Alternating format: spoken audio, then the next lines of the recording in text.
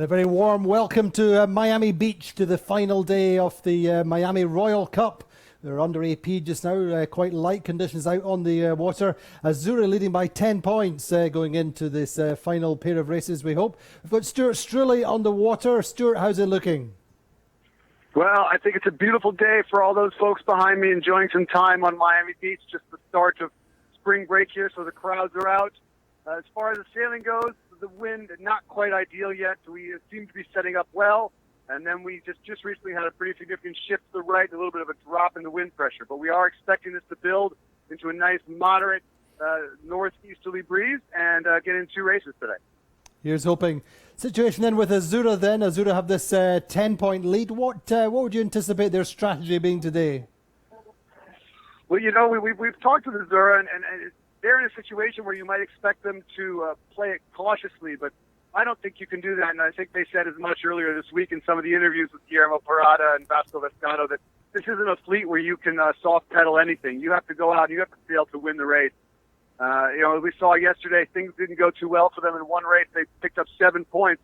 So if any one of those boats that's sort of hanging around in second place gets a first and they get a 7th, it's going to be game on in the final race. So I would expect that the Azura guys were going to go out and they're going to really charge this first race, try and get the win, all but lock up the competition, and that'll take the pressure off for the final one. Yeah, I think so, Stu. I think that's pretty much what Guillermo Parada said when we spoke to him last night before he left the venue. He was saying that the only thing they really felt they could do was go for the wins. Any kind of defence, any kind of conservatism in this fleet really does tend to get punished. You cannot afford not to commit on the start line. So we will wait. We'll join Stu again in a few minutes. But let's have a look and see how yesterday panned out. We had a great day on the water. Again, a little bit of a wait to get racing underway, but really a good race. This was yesterday.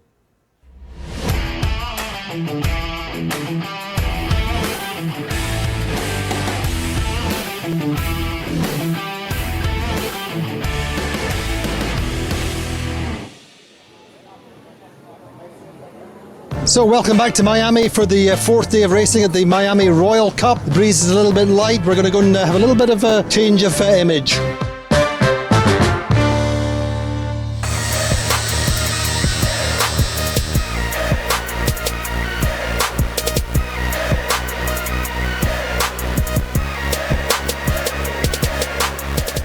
An awesome job by my man Mac. A little bit less windage, a little bit more Miami. Let's see what more trouble we can get into here.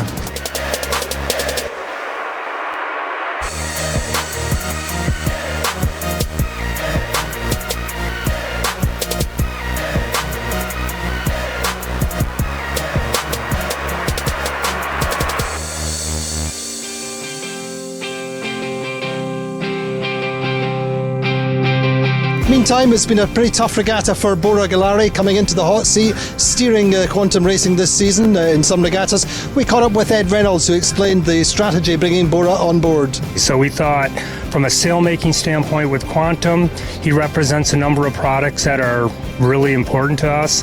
He's a very competent sailor, and thought that we would bring a younger demographic into the team.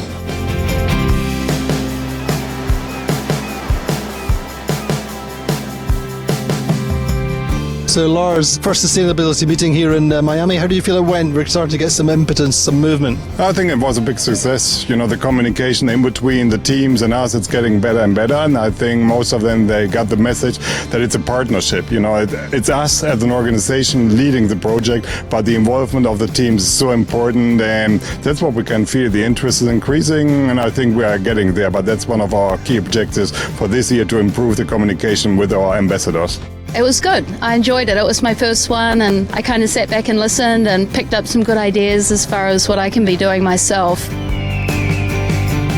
So a delay before the start of race 6 until the breeze built. We had about 5 to 6 knots on the start line. Good start from Azura, Sorsha and Platoon all getting off nicely.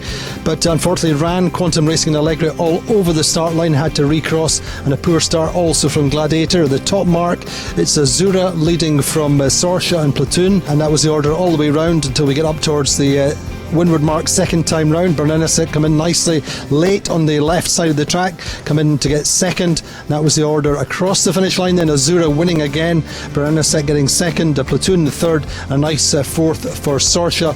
Bernenasek starting to show a little bit of form and some potential with that nice second place. We're a new group together, really 3 different cultures on board, and I think there's a lot of room for improvement, especially in my area of the boat. Michele and I have been friends for a long time, but learning how to communicate. And I think for him, really probably he's a little bit surprised on how rusty I am and how much information he needs to feed me. So yeah, it's a work in progress, but we're feeling good. Race 7 then, much the same kind of conditions, still 7 knots of breeze, pretty light all in all. Sled, Gladiator and Quantum Racing all start nicely towards the pin end of the line. The pressure and the shift are on the left side of the first upwind. Azura unfortunately end up in the kind of middle of no man's land, caught in a little bit of calm on the first beat. So Sled lead all the way around the track to get their first win since Scarlino last year. Gladiator get a good second with the red boat. Preveza finish third and go into the final day in contention, just 10 points behind Azura. Yeah, that was our goal coming in here, is to try to just have good, consistent results. Nothing brilliant, but nothing bad. And I think the team's doing a good job. If someone offered us the possibility of arriving to the last day 10 points ahead, for sure we were going to be very happy to be in our position. So, as I said, glory doesn't last forever. Still rolling then, the Miami Royal Cup after 7 races. Azura leading on 17 points. Second, Preveza on 27 points. Third, Platoon 28. Quantum on 33 and Gladiator on 38.5 points. The penultimate day of racing done and dusted here in Miami for the 52 Super Series Miami Royal Cup. Light wins for the final day. Azura leading by 10 points. Can they do the business and clinch the Royal Cup? Meantime, where did I park my Lamborghini? And should I wear the bikini? Eating a panini.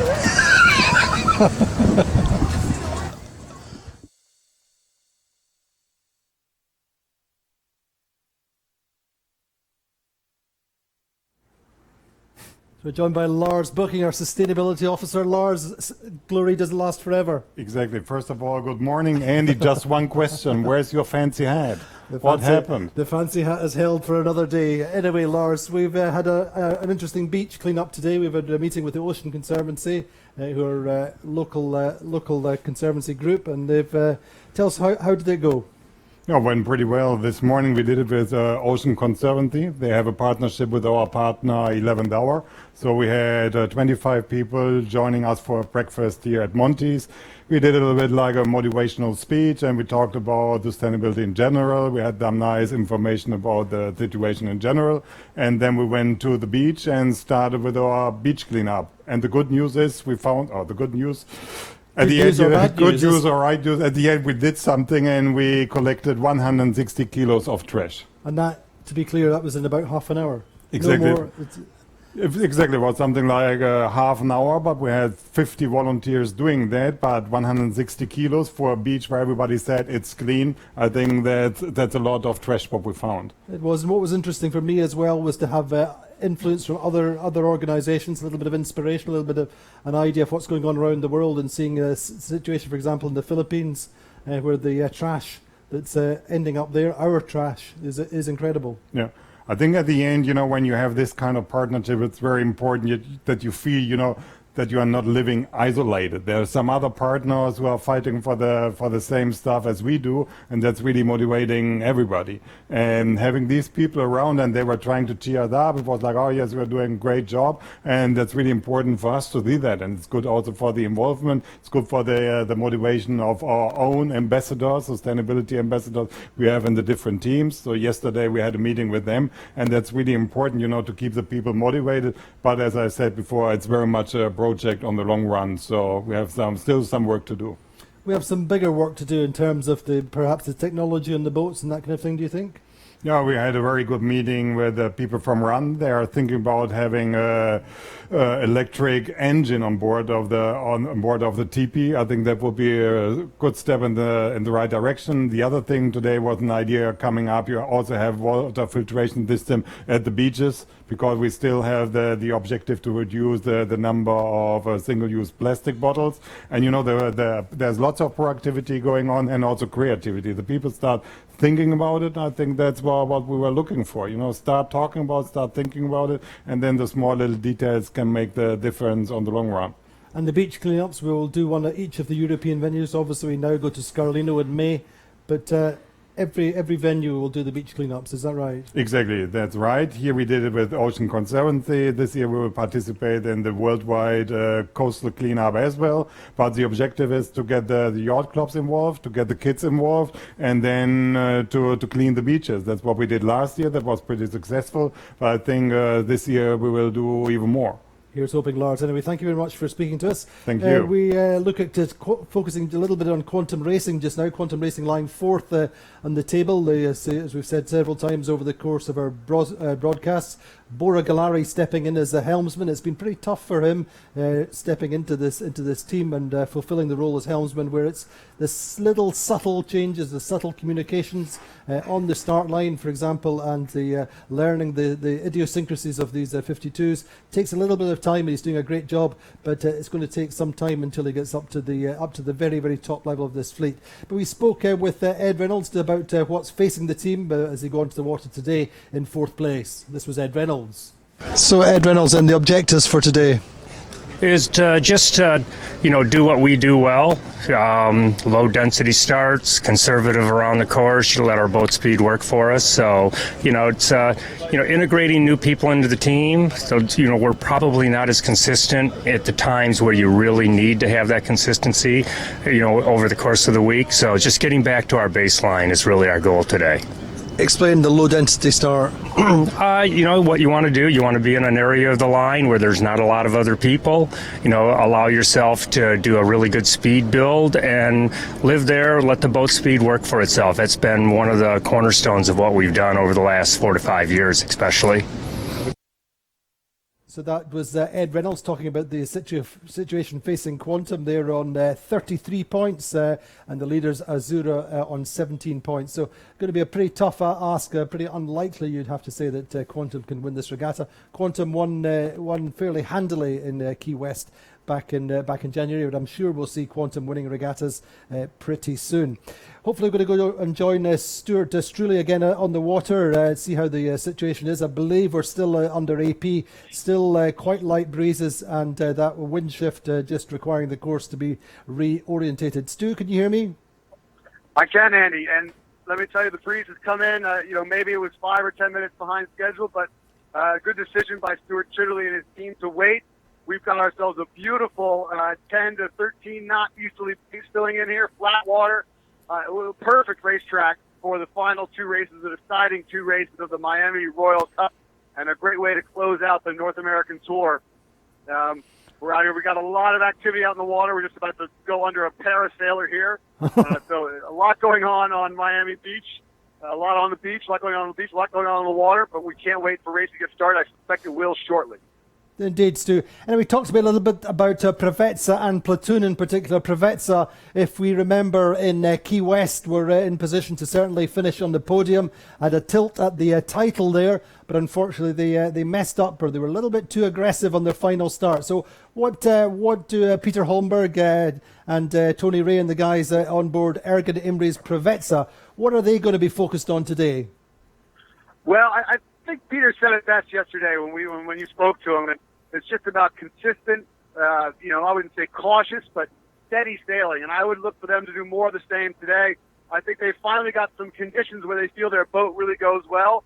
They don't feel it's a great light air boat. I think the same could be said probably for Platoon. There's a sense there. I think that the boats do better in the heavy air. So I think we've got some nice flat water here, a little bit more breeze. And I think it all comes down to getting off the line. If you see Preveza get off the line well and give Tony Ray some options up the beat, I think you'll see them do well. And I bet on them in Key West. It didn't quite work out, but I'm going to go back to them today. I think they're the ones that come out on top from that heap in the battle for second place. And the battle for second place is really with Platoon, as I say, Quantum Racing on 33. So they're 6 points off second. But what's your evaluation of the platoon team just now? Again, a team which did well in Key West. Were pretty consistent with one or two little hiccups, and here platoon had an 8th, but otherwise they've been pretty good. What's your evaluation of the platoon team as it stands just now? Well, a tremendously experienced team led by tactician John Kostecki. He's got 2 of his longtime lieutenants there, Ross Halfro trimming the jib, and Dirk Cheese de Ritter on the mainsail.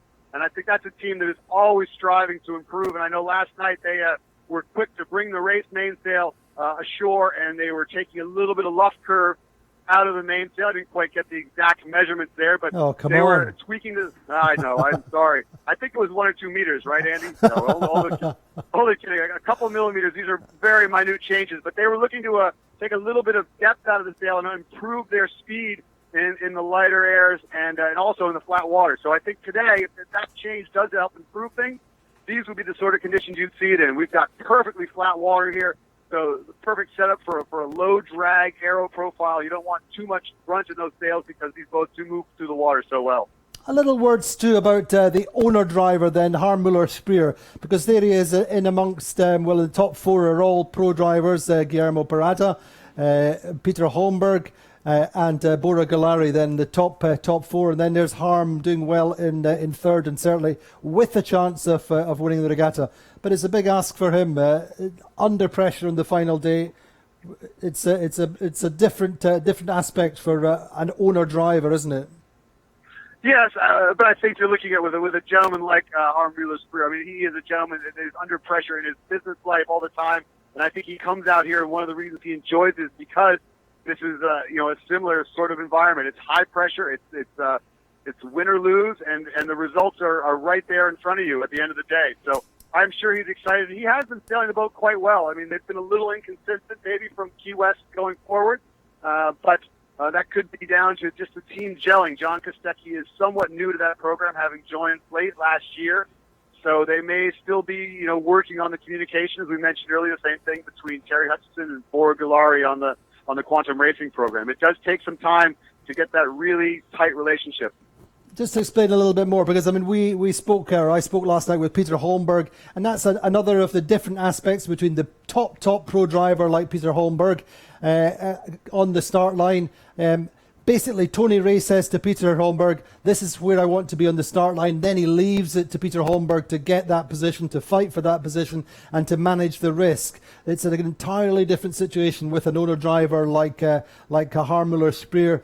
It's a little bit more babysitting, if you want to use the term. It's more telling him pretty much everything, the speed build, where he wants to be positioned, and just more or less controlling the boat. Is that right?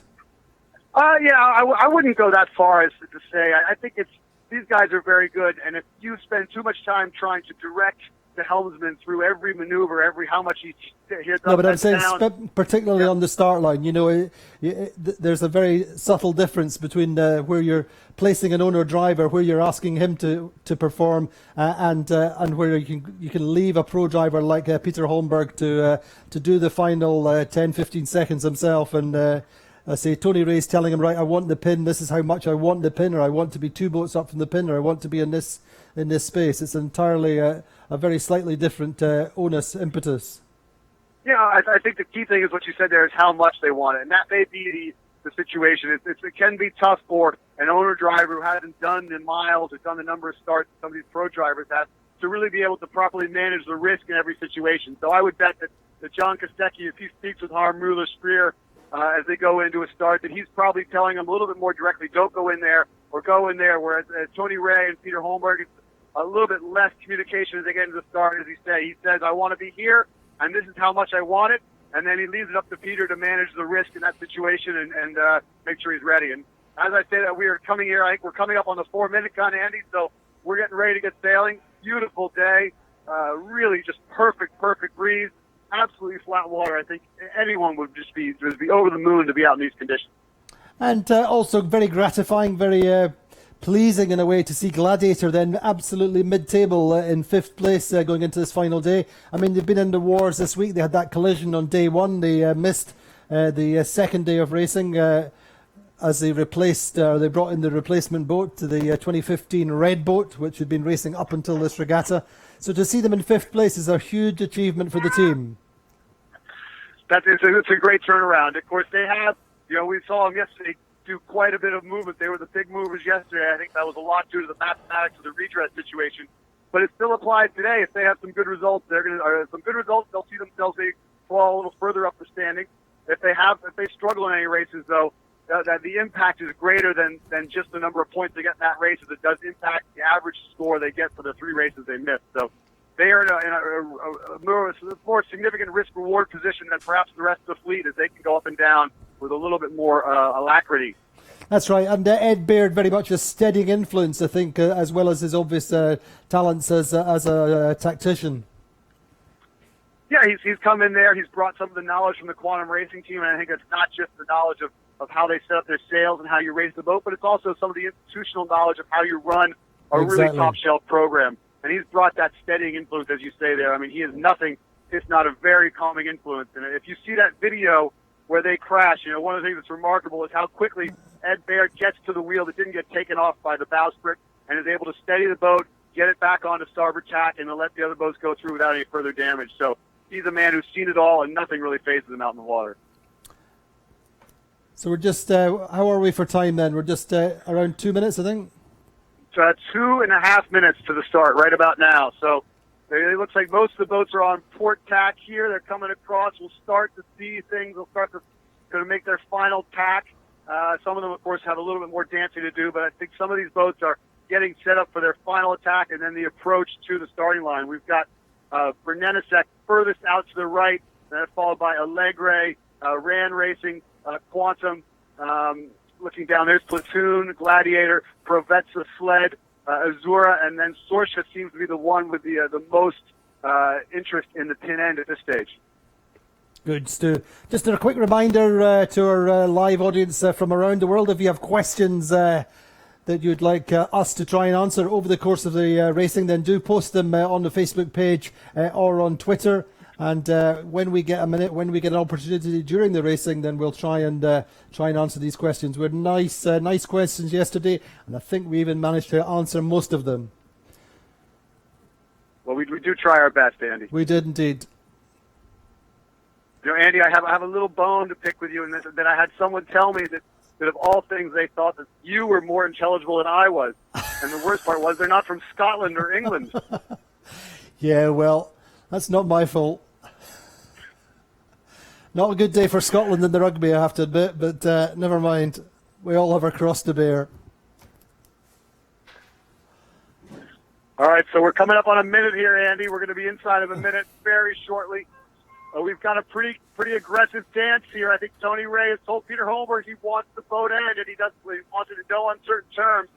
He's there. He's going to be battling with Ran Racing for the boat end, and also Allegre and then Sorsha. That's the 4-boat battle for the committee boat end.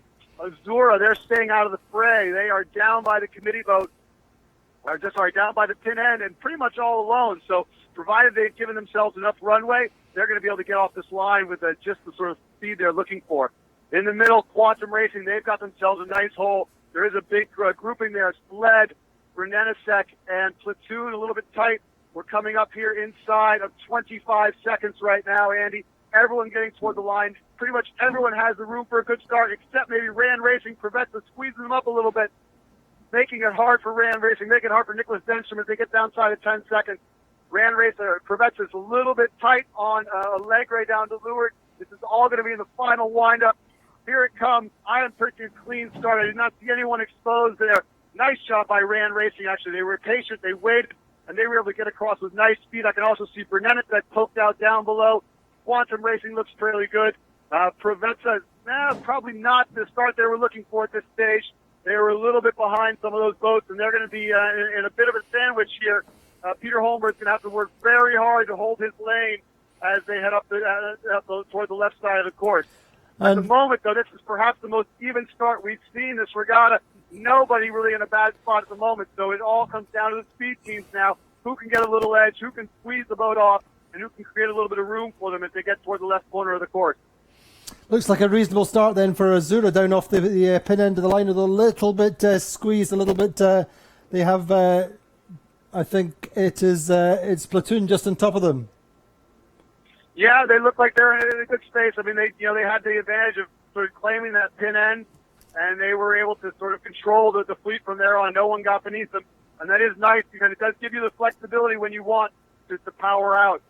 Prevets are the first boat to bail out, so they're the ones that have sort of had the toughest go of that start. Although I do see a pair of boats down to leeward of Quantum Racing. Sled is one of them. I'm guessing the other is Regatta. Both of those boats are in sort of the second row at this stage, and they're going to be looking for their exit strategy. So talking of exit strategies, Prevets are then the first to require one. And meantime, we're looking at Azura and Platoon side by side. Azura might just be able to start pressing on the bow of Platoon by the looks of things. But certainly Azura seem to have plenty of speed as they head up, paralleling South Beach. Iconic images, really.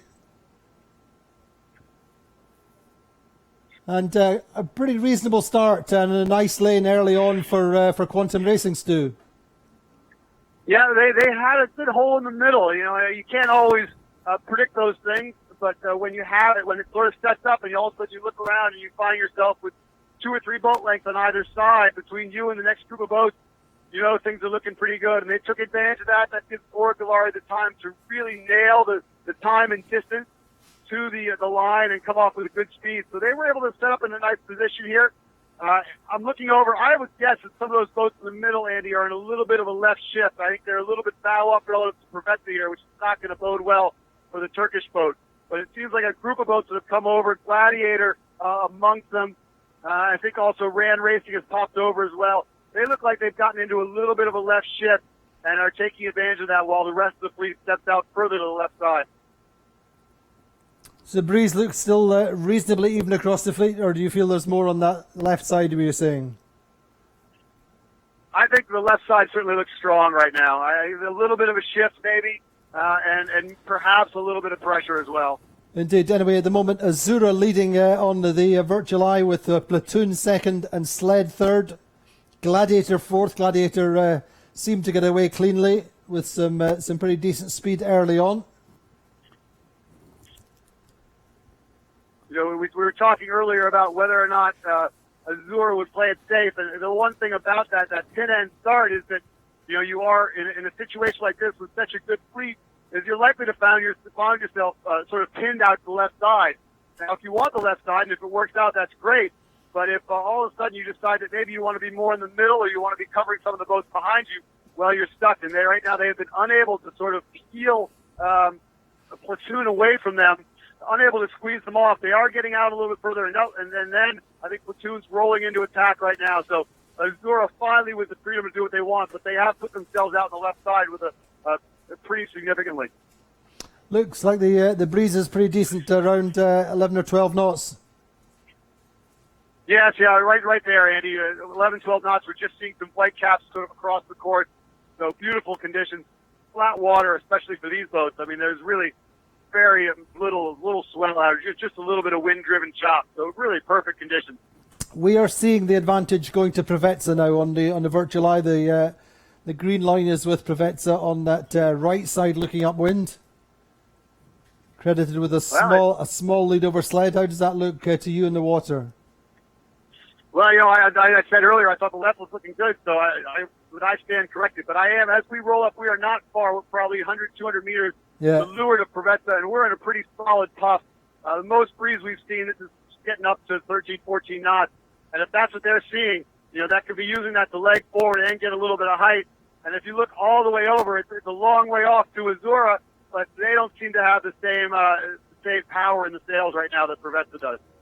I mean, obviously, our camera angle foreshortens the perspective. Is there any influence from the shore to the left there of the fleet? Sorry, Andy, what was that? We're moving a little bit. I'm just saying obviously the camera angle is foreshortened. The perspective is foreshortened in this long lens. Is there any influence from the shore, from the high buildings and from the beach, or we're quite far? I mean, this is very much an onshore breeze, so. Yeah. Wind does tend to react to things. Of course, as the wind flow builds up, you do get a little bit of a effect that is actually in front on the windward side of the buoys, maybe the buildings, the wind will be lifting up a little bit to get over Miami Beach as it heats up. But I don't see too much of that going on right now. This is a relatively new breeze coming in here. So I suspect that if that is going to happen, it's going to happen later. So we're looking at the virtual just now, and still that lead with Preveza. Quantum, I think, furthest, or one of the boats furthest to the left, is now in 8th place.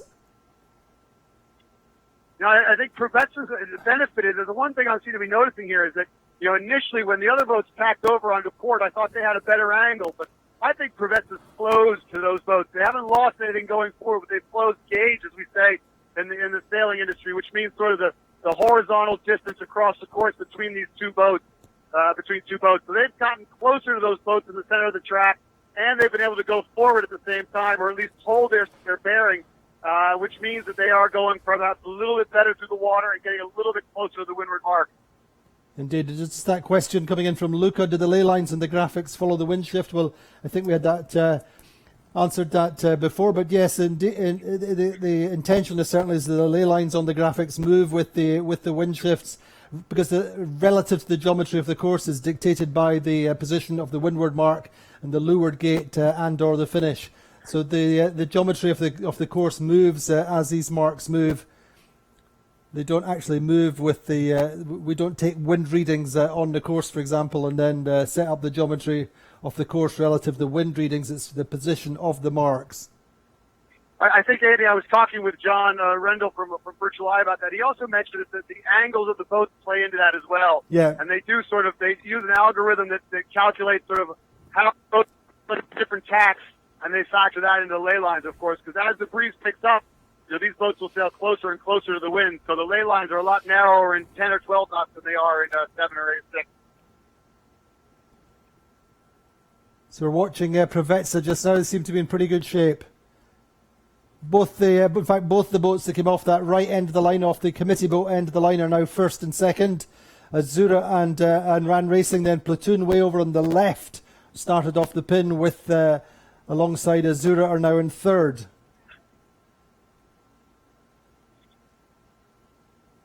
Again, some nice pressure here on the right side, Andy. I can't speak to what they're seeing over on the other side of the course, but there is really some juicy puffs that are coming down this side of the course.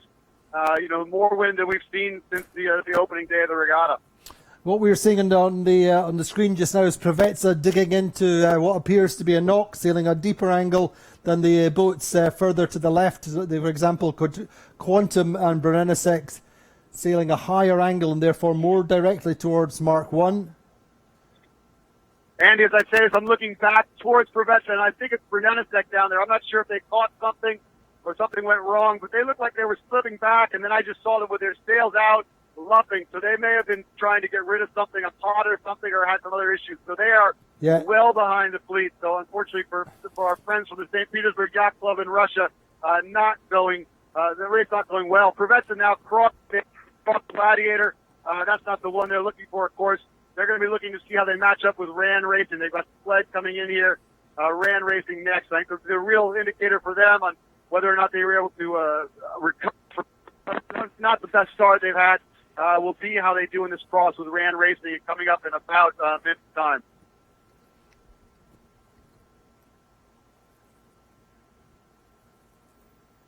So just remembering, actually looking back, I mean, conditions similar to back in 2013, I think, when Azura led the World Championships on the final race, final downwind. They broached and Ran Racing got past them and won the world title.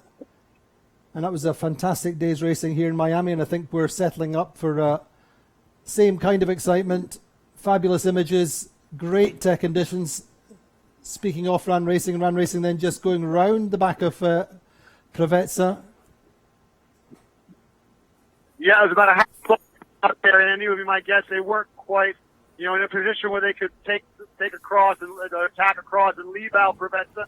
So I think they did the right thing there, which was to let them slide by and come out here toward the starboard ley line.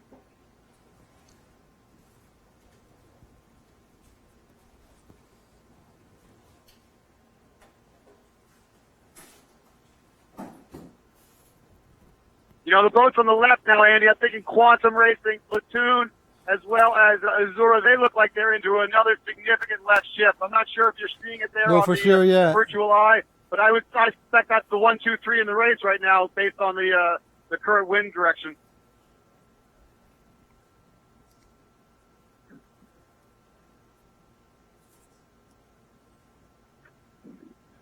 Certainly, we can. If that is the case, it's a very smart call by Tony Ray and Nacho Postigo, and they got what they could out of that right side, and it can be very tempting when one side is working for you to sort of dig in even deeper, double down on your investment on that side, but instead they recognize potentially of a left shift coming. They've crossed the course, which is generally a bit of a no-no in sailboat racing. You sort of want to play your side, but I think in this case that they may be able to salvage the top 5 rounding by doing that. Just give us an update on Azura just now. How are they positioned from what you can see?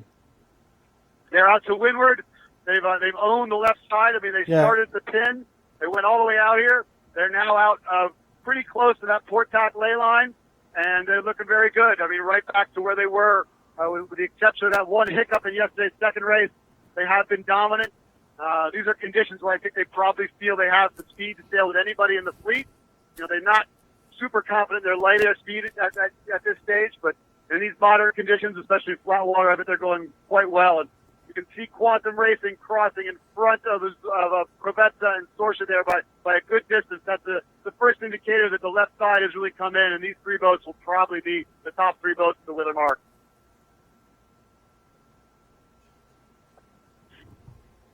Good pressure. I'm seeing Sorcia heeling over quite a bit there. I mean, this breeze is really picking up nicely. We're going to have some really just cracking racing as we get into the second half of this race and race 2 today. Yeah, I think that's... Boats are quite nicely powered up then. We're just, I think we were just seeing, we'd see a shot there of Azura if we could hold that. Azura crossing in front of Quantum Racing.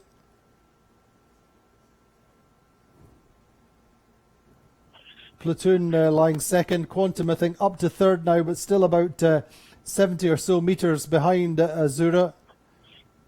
Provezza dropping to fourth. And nicely set up at the windward mark. Stu, we had a question yesterday about the yellow mark we can see in our picture, which is the kind of protector mark. Explain that. Yeah, so as all the racing rules aficionados will know, there's a 3 boat length zone around the windward mark where the rules are slightly different from they are sort of out in the open course. And when you come in on the port ley line and tack inside that 3 boat length zone, things get very tricky, and you often cause quite a bit of that's where the most significant accidents happen amongst the fleet. So by placing this sort of leeward offset mark, which is set maybe 5 boat lengths directly to leeward of the windward mark, you force boats to come in below that mark. It's the ability of them to sort of come in at the windward mark and then try and tack and get around, which is, I think, when the worst things can happen. So it just sort of it offsets a little bit the setup for the windward mark and makes it a little bit cleaner as they come into the weather mark. So it really, we've seen, obviously, in this regatta is a prime example of the incident between Sled and Gladiator, what can happen at that weather mark. So just to make things a little safer, they put that mark in there. That's right. I mean, I think we introduced it, if I remember rightly, at Scarlino last year. And there's been no complaints about it. It certainly is a very prudent concept. Yeah, so Andy, right now we're watching Azura coming right at it. In a familiar position for this regatta. They're leading. They've got about 3 boat lengths to go. I think Quantum Racing is going to be able to get in front of Platoon here. Terry Hutchinson nailed the last quarter of that beat. He's going to be able to tack underneath Platoon and take second around the mark. So another pickup there for Borgalari and Quantum Racing as they go in. Here comes Azura. They're going to go around the mark just shortly now. Team hiking out. Boy, great to see everyone out on the rail. And then Provezza, they didn't seem to make us out as well over that left side, the top left. I wonder if maybe they overstood that yellow mark a little bit. I still think they'll get around in fourth, but there's going to be a gap between Platoon in third, and then Provezza in fourth with a group of a bunch of hungry boats behind them. We're also hearing a horn here, so it looks like we've got a course change, Andy. I can't quite see the number from here, but there will be sailing a slightly different course back down to the leeward mark.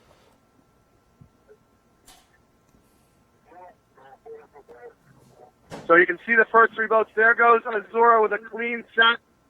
We are in wind conditions where things can go a little bit wrong with the set, so you do want to watch that things get up there in the right way. Now, Quantum Racing going to get around. Platoon right on their heels. Coming in behind them is going to be Provezza, Allegre, Ran Racing. That's 4, 5, 6. Sorsha will be in 7th. Sled 8th. Gladiator 9th. And Brunenisek, after that issue they had down there on the first part of that beat, will be in 10th with a lot of work to do to get back into the race.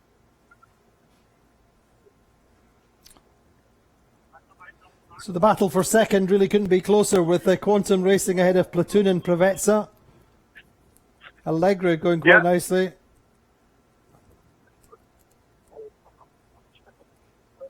Yeah, I think that's what you're going to see. These three boats, those three boats are really going to start to focus on one another as we go forward. I think, with Allegre, with Azura rather, out winning this race, they're really going to make it impossible for anyone to catch them for this regatta. Of course, there is the overall picture, and as much as we speak about winning individual regattas, a lot of these guys are focused on the overall standings. Yeah, we get a little bit overexcited about winning regattas in some respects. It's not. It's the cherry on the top of the cake in some respects. And certainly for the moment, Azura looking to protect that 9-point lead or extend that 9-point lead. That's part of the risk assessment, if you like, in their starting and their decisions. Well, I think that's some of the reasons that when you talk to the Azura team, that their strategy for the race doesn't change depending on how they're doing in the regatta. They still go out, they still look for the win. They're not afraid to wing it out to a corner. If Vasco Vescado says that's the way they want to go, because that's the way you're going to win this overall season. And certainly that's their goal after finishing second to Quantum Racing last year. I think they want to be on the top of that podium at the end of the season in September. So I can see a few early jibes then down that run this time. Yeah, we spoke with Hamish Pepper about one of the reasons on the sled team yesterday about why there seems to be such a commitment to that starboard ley line heading away from the windward mark. And he said that especially in light air, there's a zone of really disturbed air sort of below the windward mark. And if you jive too early, you have to sail through that zone, and it really can cost you some meters. So I think with a little bit more breeze today, that zone gets a little smaller, and you may see some boats more willing to jive around the mark or even jive set around the mark and get a little separation from those boats that are going down the starboard ley line. But right now, bulk of the fleet on port jive. I see Quantum coming over there. Provezza's still going hard into the left corner, but everyone else pretty much has jived over onto, and actually it looks like Azura is still going that way as well, although I expect they'll be rolling into a jive soon. A fantastic battle then for the top positions overall. Azura leading, Platoon second, third in the overall standings. Quantum fourth overall, lying third in the race, and Provezza second overall in the regatta standings, now lying fourth. Yeah, it's going to be quite a pitched battle there. We thought of different approaches to that race course, right? We had Platoon, Quantum all the way out on the left side, really looking for something. Provezza tried the right and was able to get what they could out of it to get back after that start. But they still have a little bit of work to do. They were, perhaps 100 meters behind Quantum Racing and Platoon. And if the breeze does hold steady, it's hard to make that up with pure boat speed. You're going to have to find a little edge somewhere to get past these guys. So, of course, it's all on for Azura. If they can get a point or a couple of points on Quantum, they could win the regatta with a race to spare. Yeah, and they're not backing off at all. I mean, Vasco it looks like they're just about to start jiving right now. Vasco Vescado's put Azura right back out there in the left corner. They are not playing defense. They're not playing cautious. They are throwing it all out there. They're going to get as many points today as they can and try and set themselves up well as the circuit heads back to the Med for the final four events. That's right. We're just looking at Provezza going down. They are carrying on down the right. They seem to be going quite well. Good speed. Good pressure. They do like their boat and a little more breeze. It is a Rolex design. They do think it goes well when the breeze is up a little bit. So, we've seen them sort of hold serve through the lighter racing earlier in the week. Consistent, steady stack of 3 4s, and 5. Now with the breeze up, now maybe they have a chance to pop into the first or second and solidify second place in the regatta. Looks like Quantum has got themselves a real nice puff there. I can see them with better angle, really just scooting ahead, charging down the run right now. Boy, they really got into something huge there. Also, probably a little bit of a change of direction. You can see a little bit of a curl in the knuckle of Spinnaker, and they're just scooting right ahead. If I was Azura, I might be regretting leaving them so far alone because I think Quantum's got the best breeze, angle, and pressure-wise on the course right now. Indeed, we're looking at Platoon also. Platoon also seemed to be going quite well. Just according to Virtual, the lead is really in the balance between them and Azura. There's only 10 or 11 meters in it. Quite a lot of lateral separation, but a little bit of swell, just almost a wave there for Platoon to get their bow up a little bit. Yeah, Azura just looks like they're not going quite as well, Andy. It looks like they might have sailed into a little bit less pressure down there. And I think their angle has got to be 5 to 10 degrees higher right now than Quantum, maybe even Platoon. Quantum just seems to be sailing a little bit lower than everybody at the moment. Yeah, we've seen that before. The lower you can go, of course, the better. You know, when you're going downwind in these boats, in any condition, there's always a battle between speed and angle, and how you optimize that, how you go as low as possible and as close to the rum line, the line between the windward mark and the leeward mark, and also how fast you go. So you're constantly, the trimmers and the helmsmen and even the navigators in the back are always sort of balancing what the ideal combination of speed and angle is. And I think Quantum Racing appears to have really nailed it the first part of this run. So yes, indeed, Stu, the Virtual Eye just starting to confirm that Platoon are leading just now from Quantum and Azura. Azura dropping to third, around about 40 meters or so behind Quantum. That right side not paying off for them in the meantime. And Quantum picking up that gust, that extra wind pressure down the middle of the course. So it's now Platoon. Well, Platoon is jive back, Andy, so we're going to get a crossing here probably inside of a minute between Platoon and Quantum, which will confirm the situation for us. Yeah, I think from the way we can see it, Platoon would probably cross ahead of Quantum, but it's all going to depend on the wind pressure over as you say, the next 30, 40 seconds.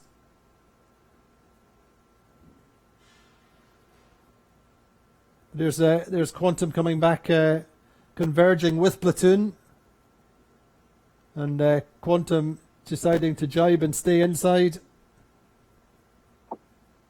Yeah, Terry Hutchins is going to protect the left side looking upwind. Also a chance there to maybe throw a little bit of dirty air as he does that. And Indeed. I think he must have, Platoon must have felt they were in a slightly compromised position because they had jibed away almost as soon as Quantum finished that jibe. So it's the advantage of being behind downwind. You can throw a little bit of bad air on the boat in front of you, and Terry Hutchins took that opportunity. See if he can pick up a half a boat length or so by doing so. Azura coming back on that right side though, Stu. They have some good pressure and a good angle.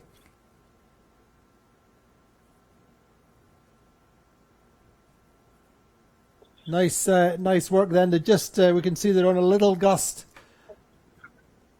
Yeah, it looks like Quantum might have been out of it, had a little piece of them, forced them to jibe away. So Azura took that chance to step on top of Quantum and do the exact same thing that Quantum did to Platoon a few minutes ago. Azura just did to Quantum. So Quantum back on port jibe, heading back down towards, from where they are, they're right in the middle of the course. So all options open now for Terry Hutchinson. He can really play the final section of this run as he sees the wind, as opposed to worrying too much about some of the other boats. It's a good space to be. So the little battle going on between Quantum and Azura is all to the good of Platoon, much more to the left.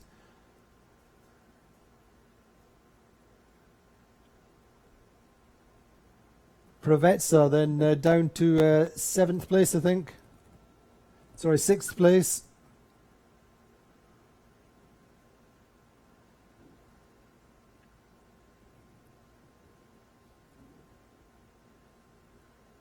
And Azura, I think, still making a little gain on that right side. We'll see the angle that Azura come into the gate.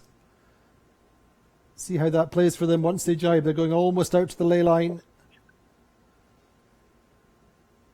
Quite a wide gate down here, Andy. I think the gate we've seen in the past has been, 3 or 4 boat lengths. This one's probably on the order of 7 or 8 boat lengths. So if there's any kind of a bias to to that gate setting, the one side will have a significant advantage over the other. So those tacticians looking at how wide this gate is the navigators will be really analyzing what side they think is favored and what side of the course they want to go to.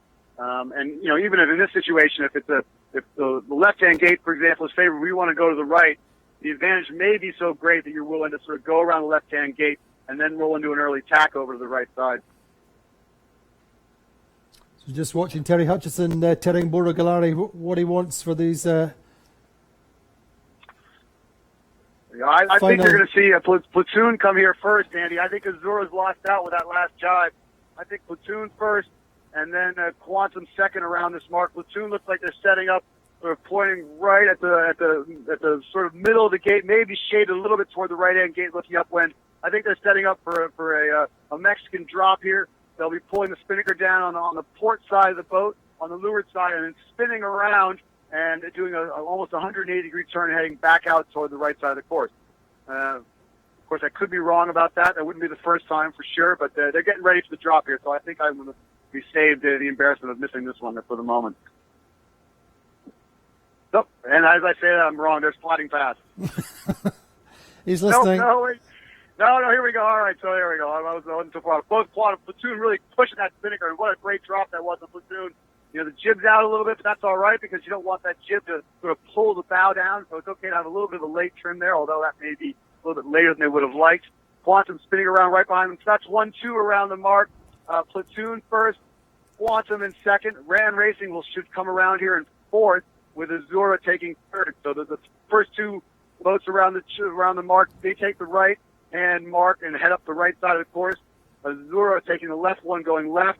Provetza should be able to get around here in fifth, so they did lose a boat. Nice run there by Ran. They were 6th or 7th around that weather mark. I think they were one of the boats that jibed early, and they really made it work for them. So nice job by Nicholas Zenstrom and his team. They've had a difficult regatta, so a strong finish here would be a great confidence booster as they head back across the pond. Well, you can see these teams are really pushing those drops to the last second. Provetza, their bow was basically at the mark before the spinnaker halyard was let go. Any the slightest problem with that spinnaker drop system, and that spinnaker's in the water, you're sailing over top of it, and then basically you find yourself in last place in a hurry. That's right. That's what we saw with Brunnerusek earlier on in the week. Yeah, so there's a leg ray. They're going to come around in sixth. Solid placing so far for Andre Soriano, Andy Soriano and his team. They haven't had the best regatta. So, again, just like with Ran Racing, I think they'd love to get around and go with some confidence back there. I think that Sled on the far side coming around in seventh, and then it's going to be Sorsha, eighth, Gladiator ninth. Brunnerusek still a bit of work to do on the downwind leg.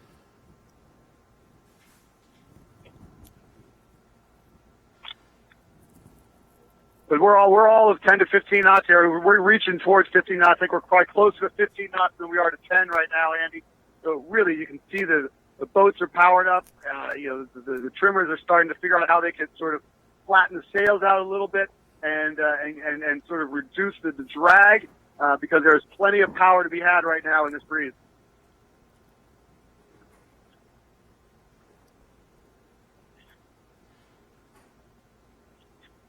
Just as we head up the course, I'm going to keep my eye on Brunnerusek. They are coming in hot to that leeward mark, and they've got to get that spinnaker around the forestay to do that drop. A late drop here. They're just pulling it in. Oh, they're just going to make it. Boy, it was just a really late drop by Brunnerusek. They are pushing hard to claw back a spot or two in this regatta, not taking anything cautiously.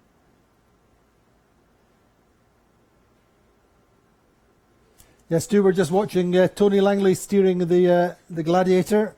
Some work to do. They're in 9th place. But good breeze, as you said, top end of 13, 14 knots. Yeah, and if the breeze plays out the way it did on the run, where we saw those passing lanes, you got to think there's quite a few opportunities as we head up this beat. Generally, because you're moving with the breeze on the run, there are fewer opportunities to pass because you're just sailing in sort of you get sort of a less chance to sort of sail through the breeze cycle because you're following it downwind. So as these boats go upwind, if that sort of variability continues, there's plenty of opportunity for people to get past, hopscotch over a boat or two, and take an eighth and make it into a sixth or a fifth or fifth into a second.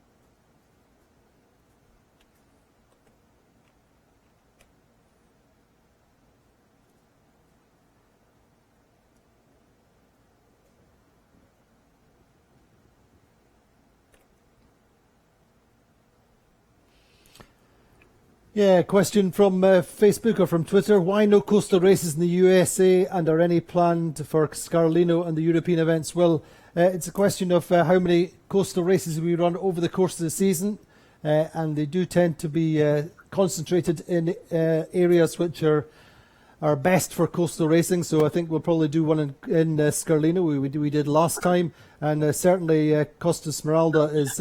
We tend to run two there.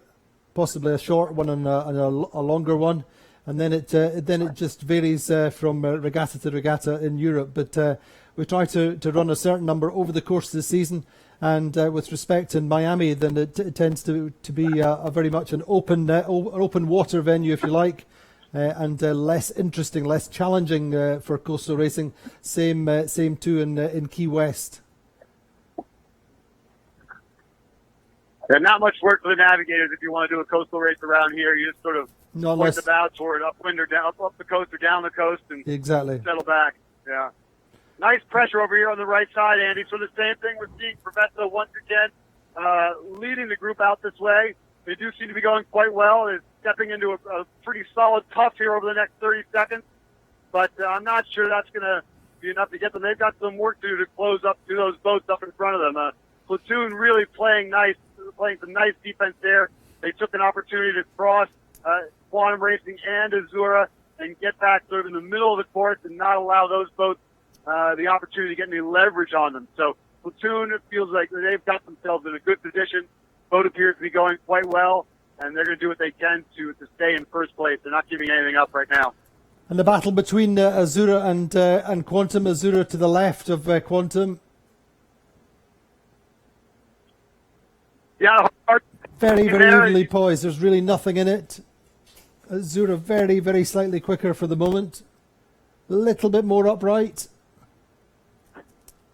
Right now, Andy, the one thing I'm seeing a bit of a bow-up move on Platoon. I think they've got themselves a little bit of a left shift there. So you can see some of the boats heading over there. Ran Racing, Prevetta both on a starboard tack heading toward the left side. I think Platoon, they look like they'll be extending away at the moment. They seem to be in a very, very good wind shift. Quantum Racing and Azura, that's going to be, as you say, bow to bow right now. So as we get up here, Cherry Hutchinson and Vasco, these are two masters of the tactical game. And you can bet they're sort of running through the steps on how they can get to the windward mark ahead of each other.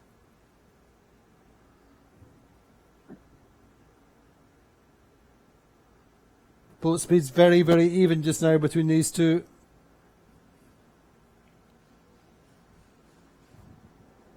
So that was a good run for Ran Racing down that first run, getting up from I think 6th to 4th, and in contention. They're it looked like the right side paid off, and it probably explains a little bit why the fleet was so eager to sort of head out this way, rounding the leeward market. Maybe just a little bit more pressure on the right side of the course. We did see Azura appear to get a little soft in that left corner, looking upwind, and so that seems to be what they're searching for right now, is a little bit extra pressure out here.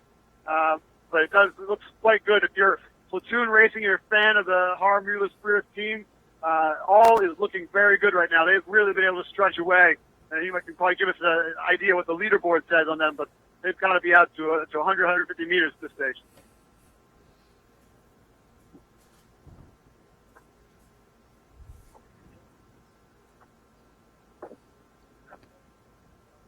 So Azura and Quantum have split tacks. Azura going back into the left, in towards the beach. Quantum holding on.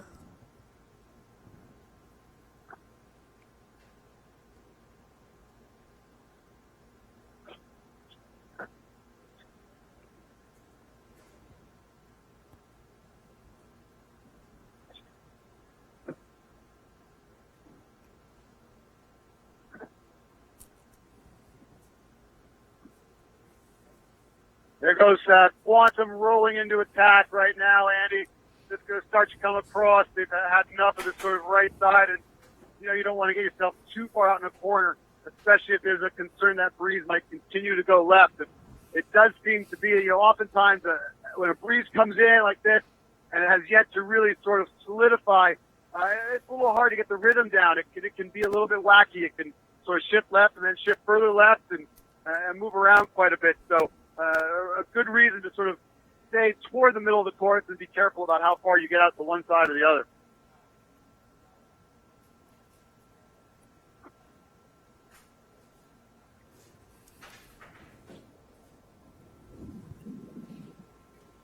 And there goes Platoon. They're in a position they're putting themselves sort of on top of Quantum Racing, not in a position where they're going to impact Quantum Racing's air.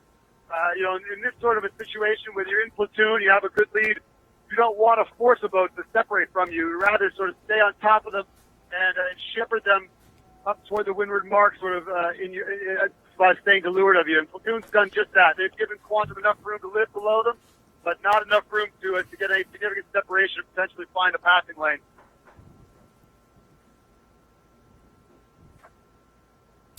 So we have another question coming in from Tockinson via Twitter. He's asking how old the Platoon boat is. Well, Platoon was a 2015 launch boat built in Dubai by Premier Composites, the only boat in this fleet built by Premier Composites. And it's a Vrolic design, very similar to Ran Racing and to Preveza. Most of the fleet is from 2015, if I'm not mistaken, right, Andy? It was That's right. Sort of a big commitment from the owners to build a whole bunch of new boats, so you really came out with everyone, no excuses and no concerns about whether you had a slower boat or a fast boat. That's right. We had nine new build boats in Valencia on the start line in 2015.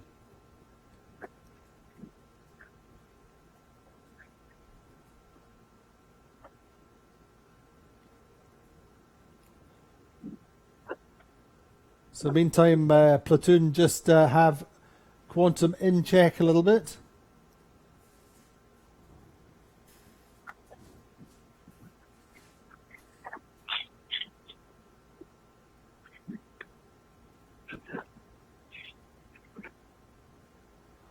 Quantum seemed to have got away from Azura a little, Stuart.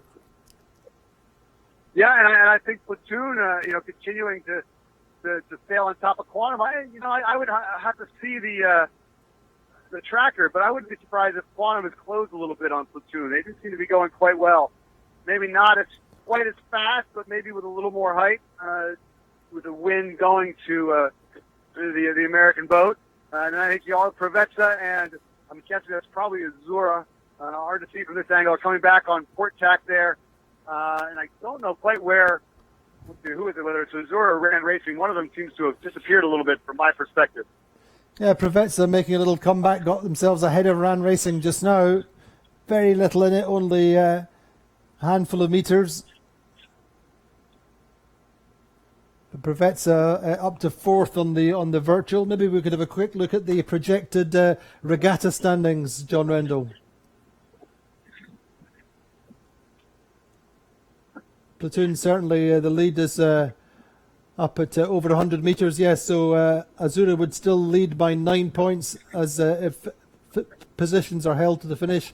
Platoon would go to second on 29, Preveza on 31, and Quantum on still on 35. That's as positions stand on the racecourse at the moment.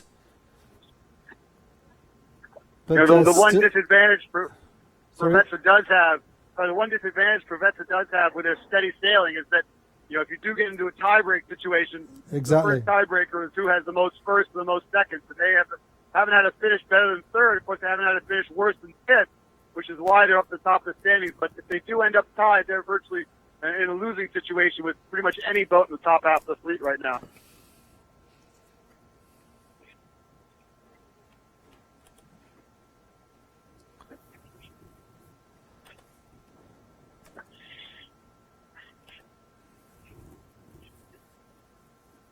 Oh, we got a little flying fish coming right by the media boat here, Andy. He seems to be enjoying the breeze. I wish we had some in here in the studio, but you get the best job. I I did. It's nice being out here. I do appreciate you giving me the opportunity to come out here, especially as it got a little calmer. You know, those first 2 days, it didn't look quite like the vacation it is now. Yeah, indeed. And you talk about tie breaks, you have to remember it's a very, very valid point. We had 3 boats finishing on 49 points in Key West. Platoon, Ran Racing and Provezza all had 49. And obviously, exactly as you said, then Provezza dropping on by virtue of tie break against Platoon and Ran Racing. But that, you can talk tie breaks, but then, of course, Provezza also finished with a 9th in the 11th boat fleet in that last race. Right. They could. The tie break was unfortunate for them, but they had every opportunity, right, to put Indeed. themselves in a good position. It just didn't work out in that final start for them. So Platoon's got a pair of tacks here before they get to the windward mark. Here's the first one. They're going to sail here for about 20 seconds or so. They'll go back. They should be well in front of Quantum Racing in second. Really nice sailing by Harmuller Spreer. I mean, he hasn't shown any nerves here, any reluctance battling some of the world's top professional sailors. I'm looking back down the ley line. Provezza's had to double tack here. That's going to hurt them. They set up a little shy, and perhaps we're getting sat on by Quantum.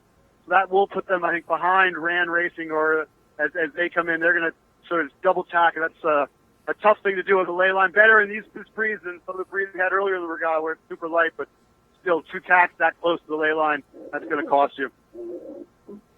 So looking at Platoon then, Stu coming round the top mark. Harmuller Spreer looking cool, calm and collected, focusing on the bear away. Yeah, and a great indication of the breeze there. As you can see, everyone loaded in the back of the boat. You know, yesterday when the breeze was a lot lighter, you had the crew forward, 2 crew forward of the shrouds, and all the crews were bunched up in the middle of the boat. But the minute we get breeze on these things, you want to move everyone back to that widest part of the boat at the back where they get the most leverage hiking. Here comes Quantum Racing around. Nice job so far by Bora Galari. Then it's going to be Azora Allegre with a heck of a beat here. So a real nice couple legs here for the Allegre team. They're going to come around in 4th place. Great job by Andy Soriano and his team. Chris Main calling tactics, getting them up the ladder a little bit. There goes Allegre around. Azura and then Allegre. And it's going to be Provezza, Sled, Ran Racing. Boy, they're all over today, huh? They 7th at the first mark, 4th at the second. Now they're back to 7th here at the 3rd mark. So plenty of scope for place changes, and the fleet still looks pretty compact as we go down the final run of the penultimate race of the Miami Royal Cup. Advantage with Platoon in this race. Yeah, Platoon looks quite comfortable out in front, but we saw Azura with the lead around the last windward mark, and they lost 2 spots by the leeward. So you can't get cautious, and I think as Azura Platoon here, they're not going to make the mistake Azura did. They're not going to sort of pin themselves into that left corner looking upwind. They're going to stay in the middle of the track. So they've jibed in this situation. They're going to put themselves right down the center of the course and enable them to sort of cover anyone from behind them that seems to be threatening their lead.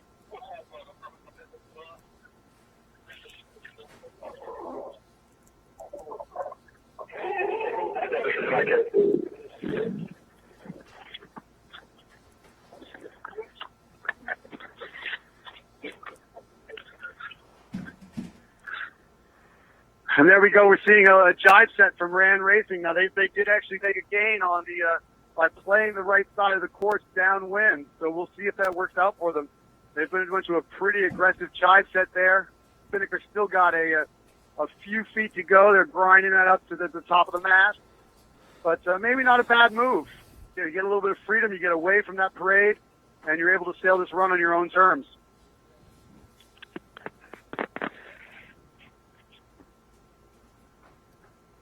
Just watching Sled jibing there.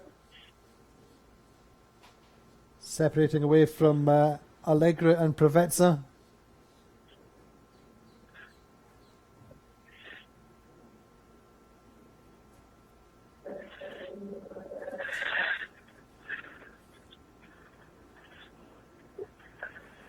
So Platoon's lead round about 140, 150 metres over Quantum. Quantum in turn about 60 or 70 metres ahead of Azura. Azura once again going for that left corner, Andy. I'm not sure quite what sees over there, but he's not afraid to go right back to it, even though it hurt him in that last run.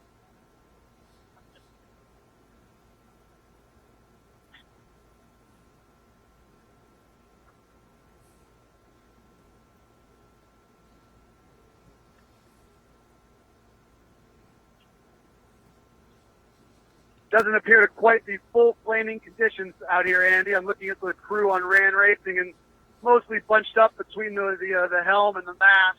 Yeah. So if we felt it was real flaming conditions, you'd see a lot more guys further back, and they probably wouldn't be taking down the Genoa, or the jib rather, and putting up the state. So they just leave the jib up, throw everyone in the back of the bus, and then hold on for the sleigh ride down to the leeward mark.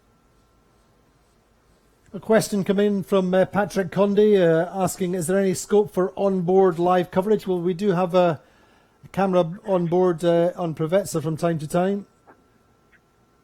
But it's a little bit of a question of resources and managing the cameras and also the cooperation of the teams. They don't always want to have a camera on board. It's quite a competitive fleet, and when it comes to how they sail these boats, they do tend to like to keep some things to themselves.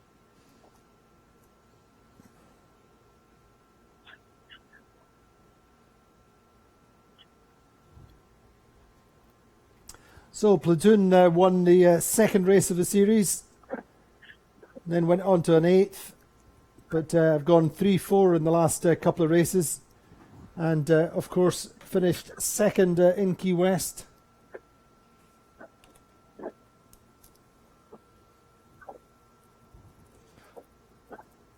They're really looking good, and in contrast to some of the other boats, Platoon did not take down their jib, Andy, as they went around the. We see that quite. They've got their jib up, and they've got really sort of in more of a heavy air mode, downwind mode with the jib up, and the crew just sort of focusing on the weight position of the boat, not worrying so much about the sails.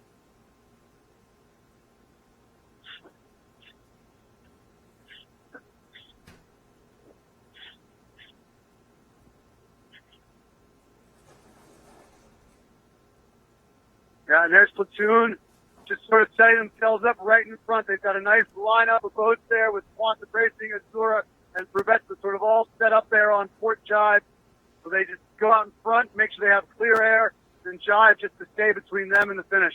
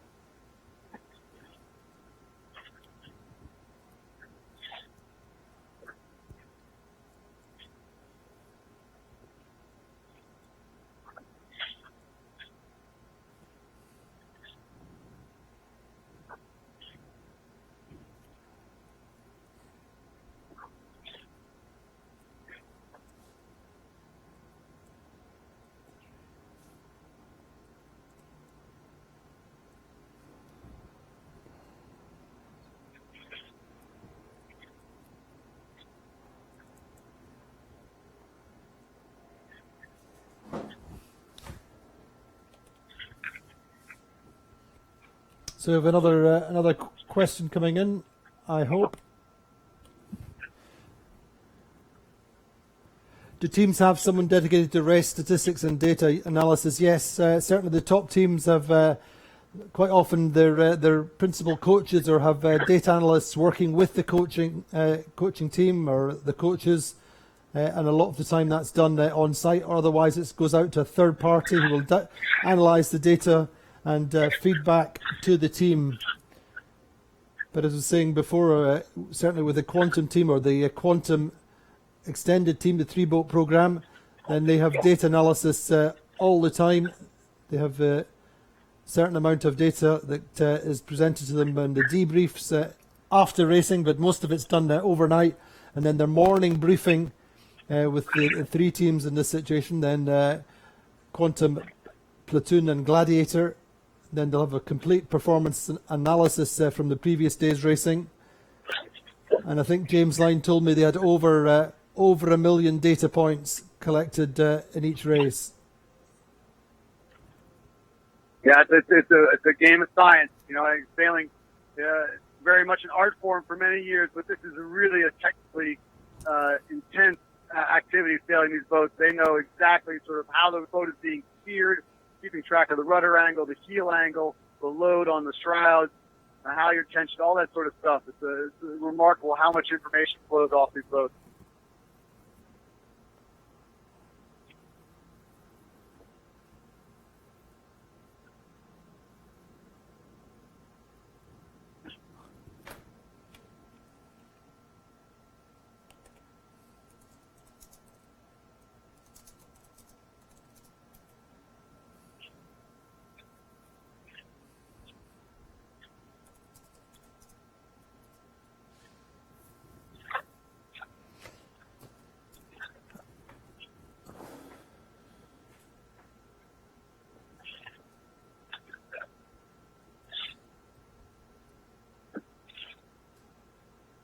So, So, Stuart, Andy, I'm looking up the course at Platoon there, just sort of right out in front of Quantum Racing.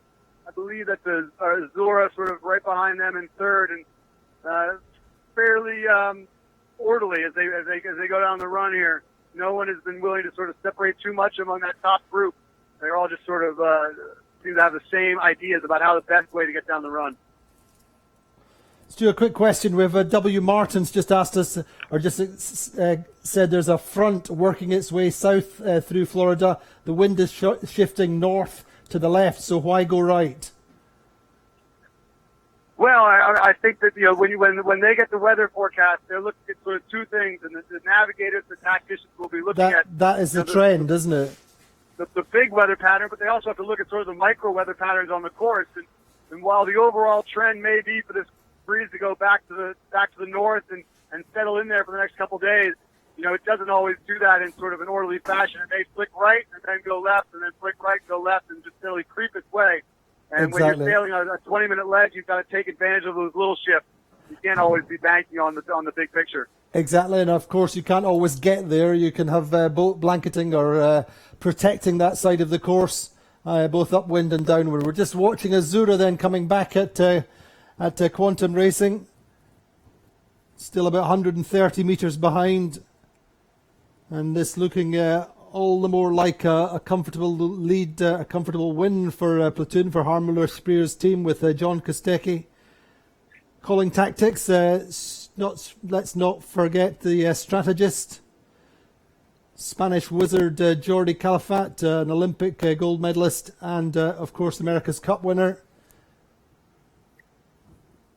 Truly international cosmopolitan team, Stu. Well, I think all these teams are, right? Without exception, there is a broad mix of cultures. What was it Morgan Larson was saying yesterday? They've got, he thinks, 3 distinct cultures on board the Brunellesec team. I think you've got, Morgan is an American. You've got a Italian navigator / skipper and Michele Valdi, and then a Russian owner in Vladimir Lubimirov. So, along with the requisite language issues, you've got everyone sort of has a different way of approaching leadership and the control of the team and all that sort of stuff. So it's a long process to get everyone on the same page. That's right. It's very difficult to really streamline the communication. For example, as you say, Morgan Larson coming into that team where it's a mix of Italian and Russian. And I think they speak English a fair amount of the time. Obviously, Michele Valdi, Francesco Mongelli. The afterguard's very much fluent in English. Right, I mean, you've got a Kiwi on there. I think Simon Dobney's on the boat, right? A former multiple America's Cup winner, and Paul Westlake. So Simon from New Zealand and Paul Westlake from Australia. So a pretty broad mix of people. Here they come, though. Platoon, John Kostecki. You can see him down there trying to get a sight on the finish line. Not taking anything for granted here as they get down to the last bits. Nicely powered up. They've played perfect defense on that run. I think the other teams didn't get too crazy. The ones that are right behind them, Quantum seemed to be protecting second against Azura and so forth. So if that's the situation, it's a nice position for those guys to be in. And there we go. Platoon across first place. That will give them control of second in the regatta, I believe. Indeed. And then we're going to have the boats coming behind us. So very nice win there by Platoon. They really showed some great speed. I'm not sure they'll chalk it up entirely to change they made in the mast, but in the mainsail. But certainly they're going to think that no evidence it was the wrong decision. Here comes Quantum Racing, another rebounding performance for Borgalari. They're going to be happy with that result there. And then it's going to be Azura. They've still got, I think, one jibe to go to the finish here. And then a little tight. I mean, it doesn't look like it's going to be too crazy. Everyone's sort of spread out a little bit, so I don't see any opportunity for anyone really to pick up a spot or two in this last little bit. So what do you think Azura will be debriefing after this race? I mean, they had the lead early on. Vasco took them out to the right on that first downwind.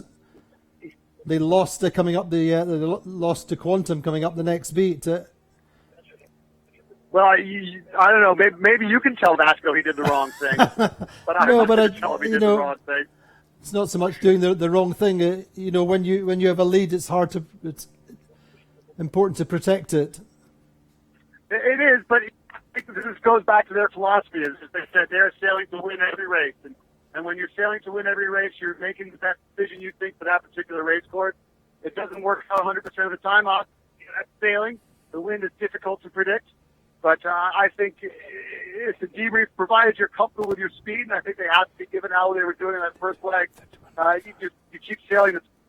We got there's a leg break coming across. That's a disappointing result for those guys. I think after they got themselves up to fourth at that last mark rounding. So just tantalizingly close to putting it all. Leg break. Of course, you're coming across, and let's see, Gladys here. Result for them. Race, they really look like they had things in the right direction. Going to be, I think, they had, when you get caught on something or whatever happened on that first speed, it looked like they got slow for a period of time. Yeah. They sort of dropped back, and then they decided eventually they had to steal, and they had to stop and try and shake it up.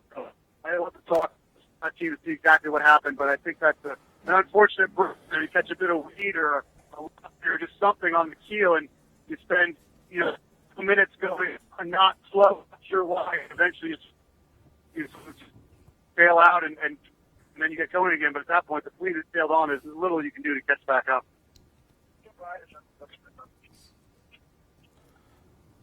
So that's pretty costly. That's dropped a place down the table for Brennesek with that 10th place. They just have had the snake pit regatta, Brennesek, right between trouble with their stickers and little. I mean, really put it all together. That's right. I mean, flashes of brilliance. They've been up there. They've had 2 seconds during the regatta, but 2 tenths in the starting with a 10th in the first race, finishing with a 10th in this race, and it's always been these mechanical problems or unforced errors that they've cost them most decent. Plenty of speed. Yeah. Plenty of points. I mean, they've been up at the top and in heavy air and light air, and just for reason. Now they haven't come together. So you might watch as they get over to the bed. Maybe they're able to put it all together. Finally, a little bit more time amongst the sailors on the boat, and they might be someone to watch as we get into the second half of the season. But a better start that time for Quantum Racing. Nice, solid race for them, and confidence building all the time. I think for Borgalari and the afterguard in Quantum sailed a pretty solid race, didn't they? They did, and these, I think, the conditions of flat wall. Sorry, said he felt that was maybe easier, more comfortable in the boat. Last in, and just keep going, and they all have, everyone has a tough day, even with the track record of Terry Hutchinson and Borgalari. So when those days happen, you got to put it back together and go back out, and they always are great. So try them up there, and we'll see what they can do in the second race here, because it's still all to play for, right? I mean, it's not a tremendous difference between second and this stage. Change it all.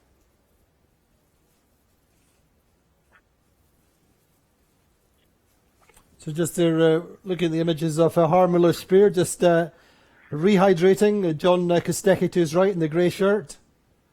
Harm giving up the helm just as he relaxes a has a little bit of downtime. Dirk de Ridder there just to the right, I think. And Jordi Calafat seated there with the dark shades.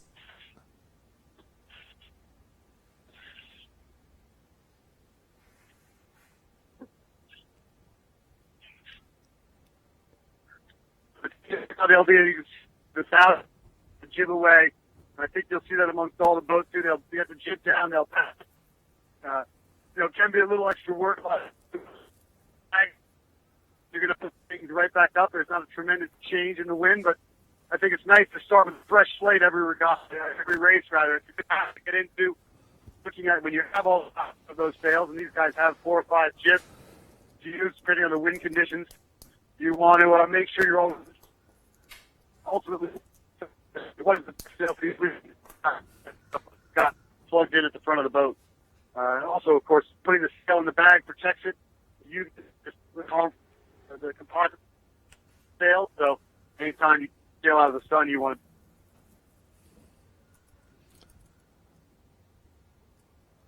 So, Stu, Azzurri very much in the driving seat going into this last race with a 9-point lead, I think.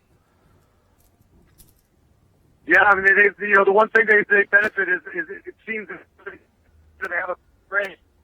It's a different points on them, so they have their best race, but they still increase their lead by 2 points.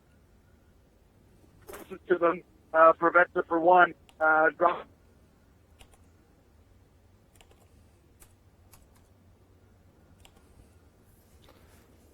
Sorry, just losing Stu there, I think, momentarily. Just looking at the four-deck team on Platoon.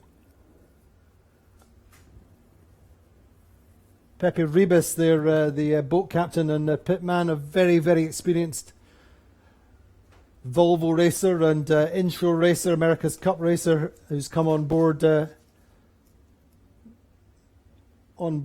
Platoon this season. There's quite a bit of Volvo talent on that boat, right? Between Pepe Ribas and indeed. Misha Mueller up there on the bow, and Dirk de Ridder, John Kostecki. Quite a few miles, Roscoe Halcrow, quite a few miles around the planet on that boat. Indeed, but Azzurri then, as we say, in the driving seat, Platoon looking good for another second place, perhaps. Preveza, Stu, what do you think of the Preveza race there? I was the Preveza race. They looked like they were going fairly well because they didn't have the best start.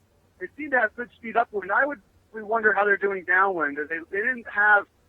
They weren't making any passes on the run, and it didn't seem like they really had. Even though they had an opportunity and they had some lanes there, they didn't see the. So it'll be interesting to see what they can do if they're able to get with a little bit of freedom and really sort of win the start as opposed to having a good start. I think last time they had probably a below average start. They were on the line, as a lot of boats were, but they were in a tough spot underneath Sorcha there, and Sorcha just was able to get over top of them, underneath.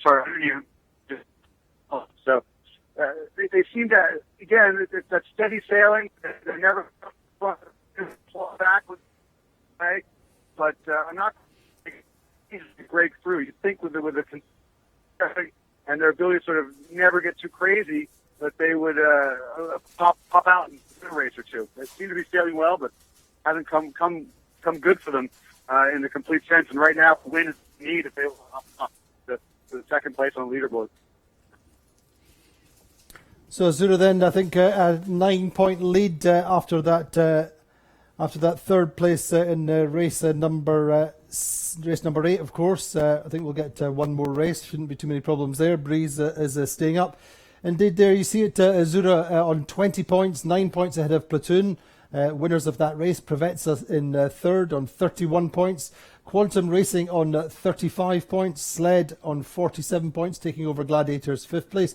Gladiator dropping to 6th on 49 points. Berenasek losing a place also on by virtue of that 10th place in that race. Mechanical problems in that race also are certainly I think catching something around their keel. Ran Racing in 8th now, 53 points. Sorsha with an 8th place, getting 56. And Allegra in 10th place just now on 61 points. So Azura, as I say, lead into the final race of the Miami Royal Cup.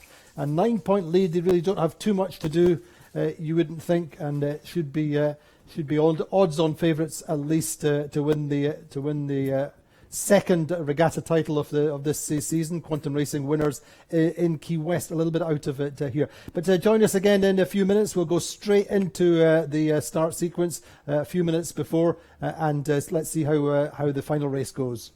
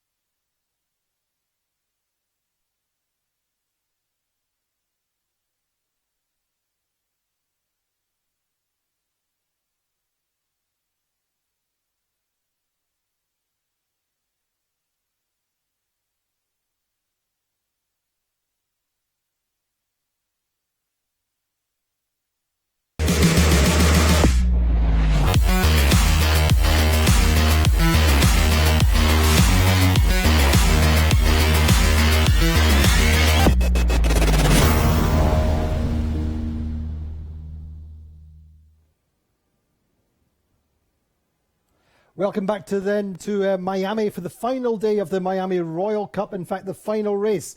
Azura leading by 9 points on really having one hand on the Miami title. And we're going out to the water to join Stuart Strilly. Stu, how are the conditions looking for this finale? It's hard to think of anything than what we had for the first race. I think the clouds are clearing up. The breeze is settled in right around 12 to 13 knots. The Oscar flag flying from the race committee boat, which means the pumping restriction that normally in place in the racing rules does not apply for this race. I'm not sure how much pumping we'll see on the 52-foot keel boats, but you never know. The rules of that rule is off, and these guys are free to get as athletic as they want when it comes to moving these sails downwind, especially the spinnaker. But beautiful day for racing. Coming up on 2 minutes here to go to the start. And we're really excited for this final race of the 2017 Miami Royal Cup. So, to a point we didn't actually emphasise too much in the before the previous start. We're on the North race course, north of Governor's Cup for the first time. How does that differ from the course in the south? Well, I think that the key thing, actually, is the course in the south. There's quite a few cuts there. There's Government Cut. There's also another cut called Bear Cut that runs between Virginia Key, and I think there's even maybe and out of those inlets can make it quite tricky. I suspect up here it's a little bit more big picture. In other words, you have the Gulf Stream offshore running north, and then opposing that, you've got a little bit of south current closer to the shore to sort of the clockwork. Inevitably, when you have something running north, you got to have some water filling from the other side. So we're just on 1 minute, 1 minute and 15 seconds, something like that. How's the start shaping up? Yeah, I'm fairly here. We do have a couple of boats battling for the boat end, Gladiator, and for another second down here. Zura, they're down at the pin. Once again, I think own that thing unless Sled really want to battle for it, which I don't expect that happening. Working back from there, from Sled, it's going to be Provetta. It looks like Allegri is a little bit buried there. They're going to do some work. Sorsha, and then Ran Racing here. So Quantum actually coming out on port tack now. They're going to be in a little bit of a between Ran Racing and Platoon as they get closer to the start. So coming up, we're closing in on 30 seconds to go for everyone lining. We've got Gladiator and Bernemisek charging for the Pan Racing. They're going to take one extra tack in themselves, a little bit of separation. They saw they had some space there. They're going to take advantage of that. Coming up inside of 20 seconds here, Azura lining the pin up. They're going to get going there. I'm waiting to see later. Peter Holmberg to get a little more aggressive. I don't know if that's going to happen. I don't see him sticking his bow out yet. Looking like it's going to be a clean start here. We're going to have all the boats charging across. Boy, they've really gotten themselves dialed in. That was the most even start. We've seen 9 bows, 10 bows going piercing across the line in unison.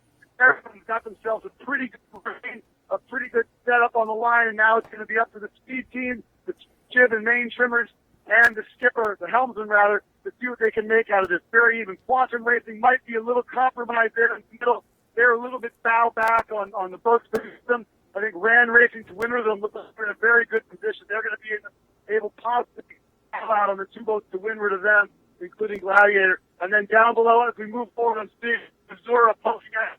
Once again, a great start for Regatta, but of course they're going to have to live and die on that left side. And then also seeing, I think, that Sled down there as well as the Allegri. Well, the one boat I'm having a hard time finding, of course, is Provetta. They're the ones for battle for second place, just 2 points behind Platoon. Not seeing them at this moment, so that's not necessarily a good sign for fans of the Turkish team.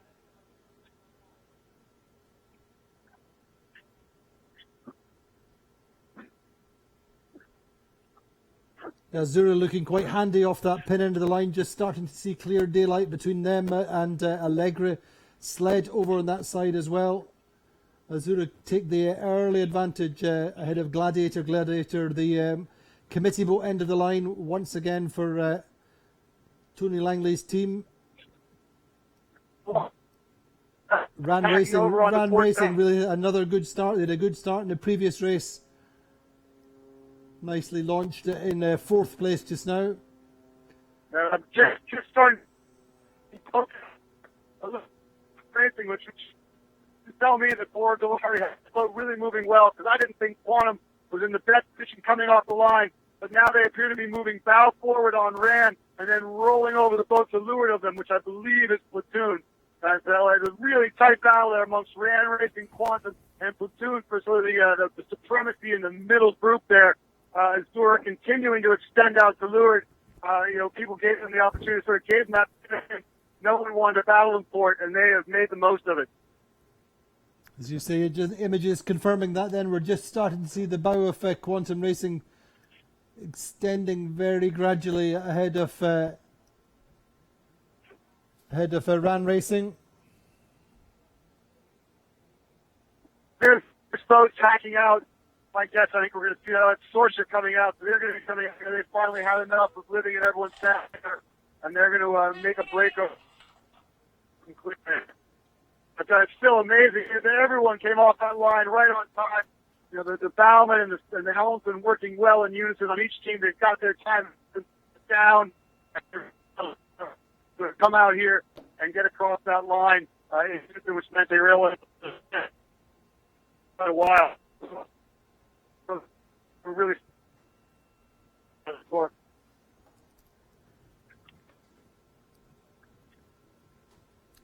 So wide shot there, just seeing Azura then furthest to the left. Pretty much the same as they did in the previous race. They led early on, in fact, the first mark in the last race. There you see Sorsha and Gladiator lined up alongside each other, bow to bow.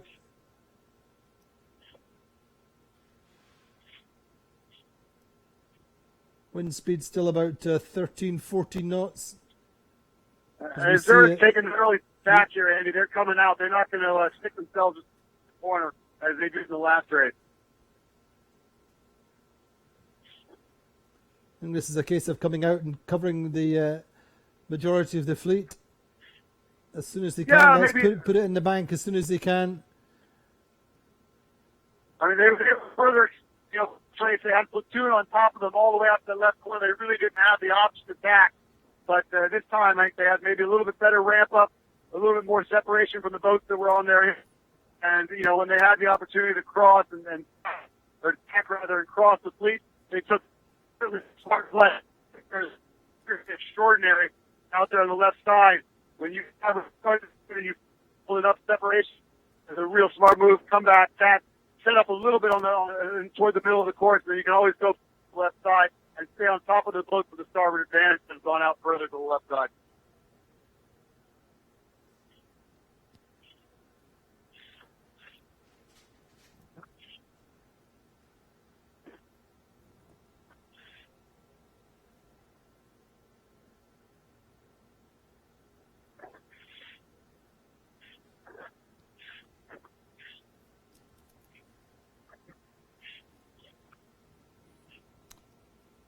So just seeing Platoon coming through the picture there, winners of the last race, presently according to the virtual in 10th place just now.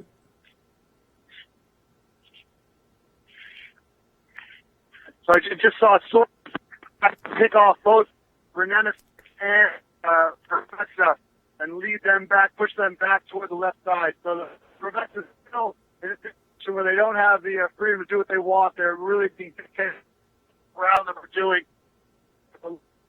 lane choices are a little sooner than they would be. Stronger start off that line. Far up the left side, still Quantum Racing, Sled, Allegre, Platoon, all continuing on port tack. None of those boats attack. Azura set themselves up a little bit to windward there. They're in a very nice position. They're all alone, clean air, and if they like the left side, they're certainly close enough where no one's on that left side is going to be able to get past them. So it's maybe a little bit more caution from the Azura team than we saw the last race. So that can simply be a case of just not being as confident that you want. In the first, Vasco Viscato had tremendous confidence in the left side, and he went out there repeatedly in that race and worked for him with points.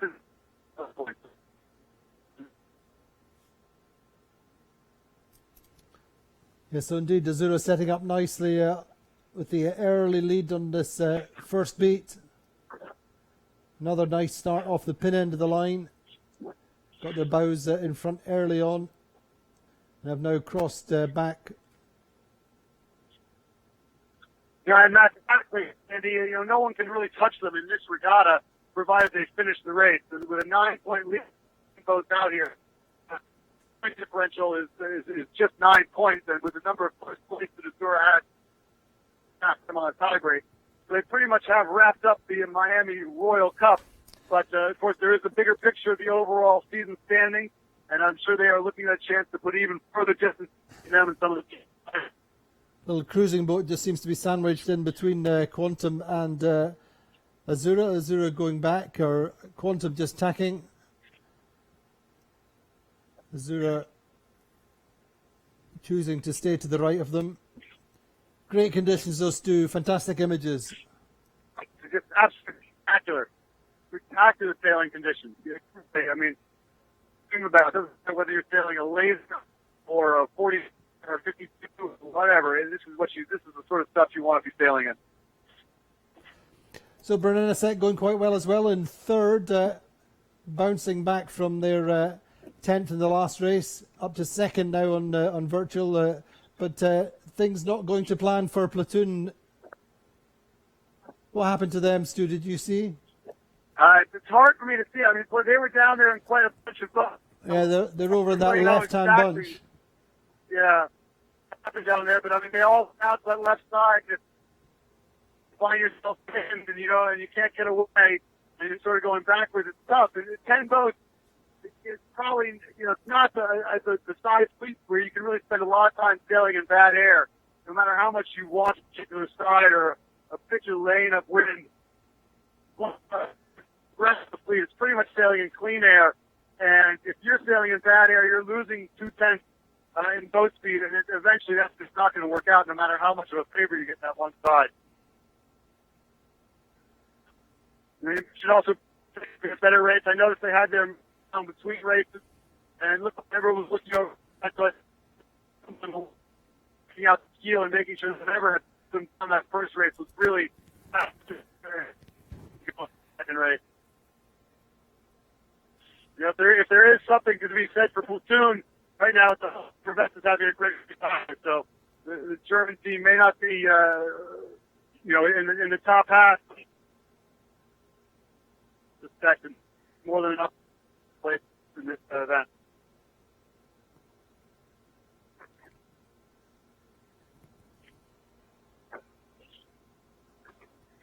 Yeah, so Platoon making a little bit of a gain, getting up to 5th just now. They need to be certainly in touch with Quantum Racing or to protect their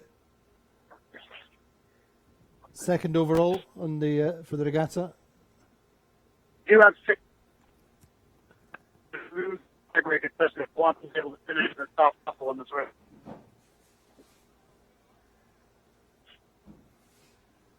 Well, that may be true. That may not be true. I'm curious how many firsts they have. That would be the question to ask.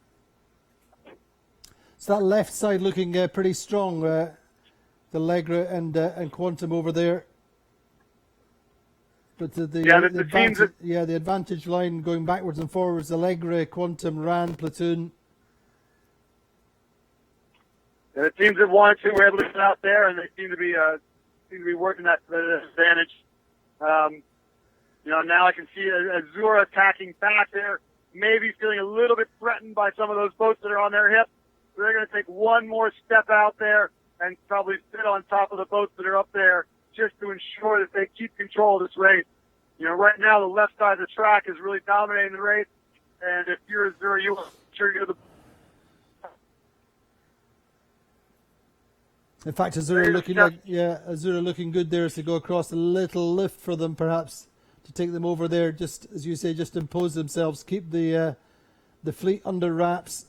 That's Allegra, who are lying in second place according to Virtual just now.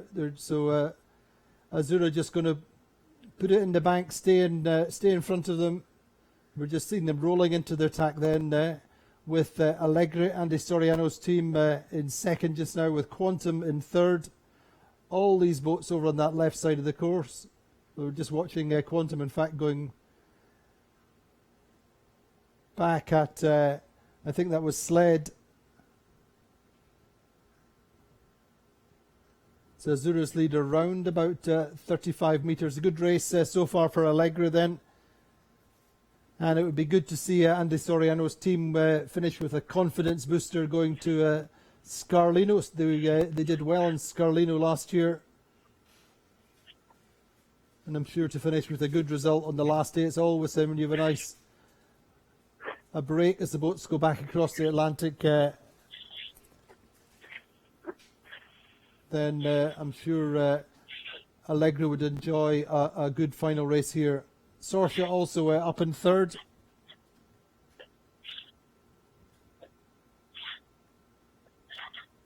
Yeah, I think at this stage, I mean, this is all the racetrack. Even as much leverage Gladiator has, really, it's been such a strong left racetrack that they would need a really substantial right-hand shift for the boats on the right, Gladiator and Sorsha, to sort of get back into the top half of the fleet. So it's all on the left side of the course, and I think you're going to see quite a bit of jockeying among those boats as they try and set themselves up for this long port tack into that yellow mark, the leeward offset mark below the windward mark. So that's what those boats are pointing at. They've got to leave that one to port side, pass it on to back, and head to the orange mark, which is a true windward.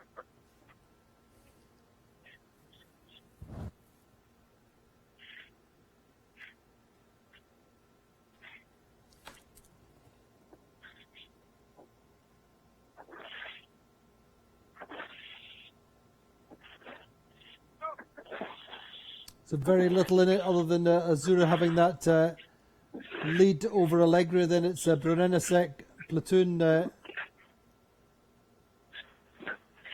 think we're going to see quite a battle here for second, third, fourth place, Andy, at this weather mark. I think Azura sort of there's going to be some significant chaos as these guys try and get in position. It often happens when you have everyone approaching from the port ley line. Really can make for a very, very interesting mark rounding. So I think this last mark rounding could be the most exciting one of the.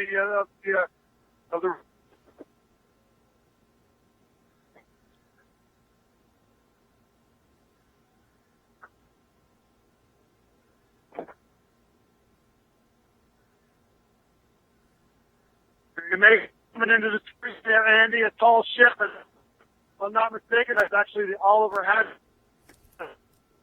From my hometown of Newport, Rhode Island, carrying a few people I know on board, and they're heading down to the Caribbean. I think they're actually going to Cuba for as part of their winter tour. So great very to nice see that. For them.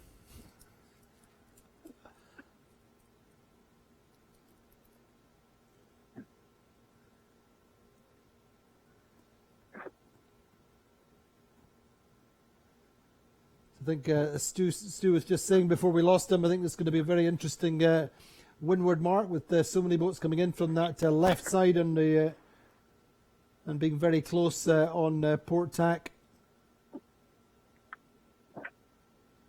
Andy, I'm setting up here at the windward mark. Can you hear me now? Yes, indeed, Stu. Go ahead. We're just saying how close it's going to be with these very, very even with the boats coming in on that left side, all lining up there. See where go ahead. Azura's going to be comfortably in front here. Behind them, we got a number of boats that have overstood the ley line. This yellow mark, of course, they have to pass it on their left side. So Quantum Racing, I think, prevents us back there as well, possibly. I think Sled. Those boats are all going to sort of have to bow down a little bit to going fast, get around this leeward mark, get around this leeward offset mark, and then come back. And I think as they get here, they're going to be right in with Brunenisek. And just looking back, behind us, I saw Platoon tack and right underneath Brunenisek, who waved the flag, potentially hoping for a penalty. I'm not sure what the umpires have done, although I haven't seen anything out of Platoon, so I suspect they have waved it off. Here goes Andy Soriano. He's in a position to round in second place. Actually fairly tight. I thought Azura might have a bigger lead. And it's a very, very competitive race all the way through. Platoon coming through in third then. So good recovery for Platoon. Yeah, very nice from Platoon. They're going to get around in third. Brunenisek fourth. It looks like Rand Racing in fifth. Prevention's going to be the hard luck boat out of this situation. They probably are going to get around here in 10th. Just not going their way. Unable to get off that line. And Quantum, given their situation, you might have thought they would have come up. I think a couple of boats overstood that lay line, maybe gave up a boat length or two, and that boats on the right side to squeeze in front of them as they dodge around to the mark. So Gladiator coming across in 7th, Sled 8th, Distortion 9th, Prevetta 10th. That's going to be your lineup around the weather mark. Just see the first boat setting and getting away there. Azura with a clean set. Allegre with a clean set. Platoon going into the set. Comfortable. They're really in a good situation to secure the second place in the regatta. And probably on position second place, I would suspect, in the overall standings as they head back to Europe if everything's the way it is right now. But it's very tough. It's basically it's a boat length or two, maybe three between each boat down the line here. So it's not we're looking at maybe a minute or so difference between first and last. Plenty of room to make that up as these guys go around the track. So no one is out of the game here. Even Prevetta and Sorcia here back there in 10th and 9th respectively. There's still a lot of opportunity for those guys to move up. And you're going to see quite a bit of action as they get down the run. Well, the team that do need to move up are Prevetta. Then Prevetta losing out their third step in the podium just now to Quantum Racing. They need that'll be heartbreaking for the Prevetta. Yep. After having a similar thing happen in Key West, they are clearly looking to not have a similar last race fiasco. But they currently have them. That's what they have on their hands right now. So they got some work to do.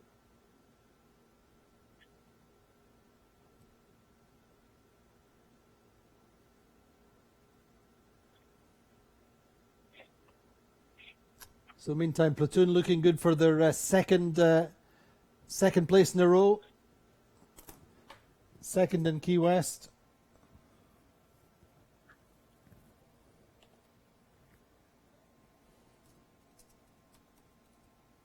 Well, you actually cool. It'd be really interesting to see how they sort of were able to extricate themselves from that situation. And I suspect, what really was a lot about when you have all those boats sort of crowded over there in the left corner. It's all about how you get back and picking that lane to get back. Is sometimes a little tough. Maybe a boat doesn't tack on you that could, and tack on another boat that might be a little bit closer to them in the overall standings or in that race in particular. But they were able to sort of escape from there, power across, and then the top right seemed to have a little bit of something working to bring those guys back into play because they nailed it. So good downwind conditions as we watch Azura leading Allegre down the first run of race number 9, our last race here in Miami. Azura on course for the second available title on our North American tour. Disappointed in Key West when they finished in 5th place, 7 points off the top of the table. But they really have got it together very nicely here in Miami.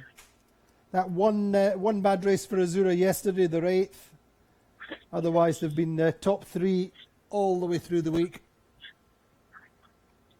Yeah, it's a stunning performance. I mean, they're going to end up finishing, 9 races with half the number of points that Quantum accumulated in 10 races down in Key West. So, whereas Quantum averaged, over a 4th in winning Key West, Azura looks like they're going to be, over 2nd in winning this regatta. If things hold the way they are.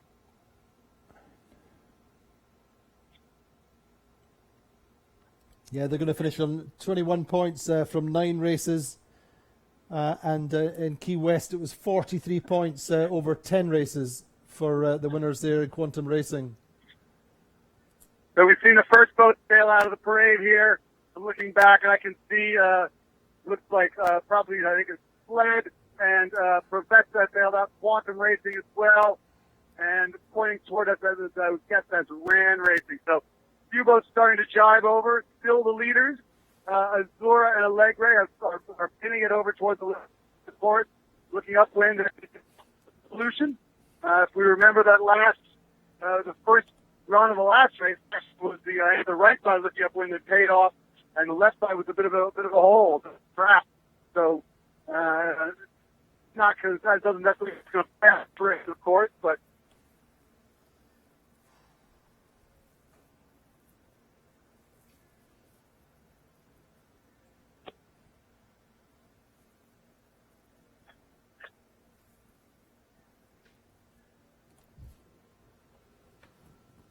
So Azura just coming back with Allegra going behind them there.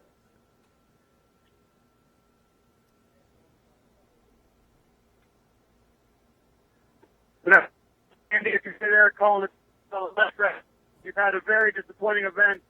Do you get to the quarter and go for the win, or do you try to have and sort of go out and one shot at glory, or do you try and have sort of just a solid race to get that top three that's been eluding you the entire week?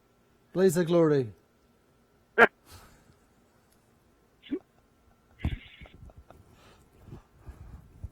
Screaming freedom all the way down, I'm sure. Exactly. This is Miami after all.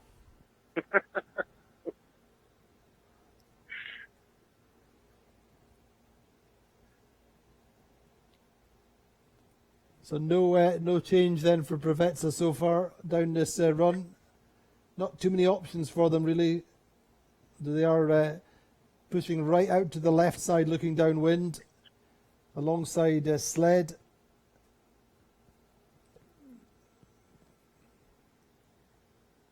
Yeah, I'm not sure how many passing lanes there are right now, Andy. I mean, there was a short here, but this breeze may be sort of settling in across the track. And when Upwind does that, it doesn't sort of, it's not as shifty and as puffy as it was earlier in the day. And the options may really be limited. Not the lanes to get sort of deep behind them.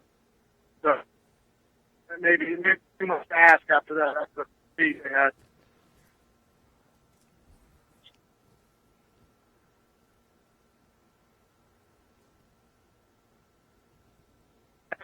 Plan pick with Azura and when looking down when they appear to have the best pressure. Although in the middle doesn't look bad either. I don't see a lot of wind out on that right side. But again, the right angle, and you come back on that, it may change. At the moment, the right side with the upwind doesn't appear to be the favored for the moment.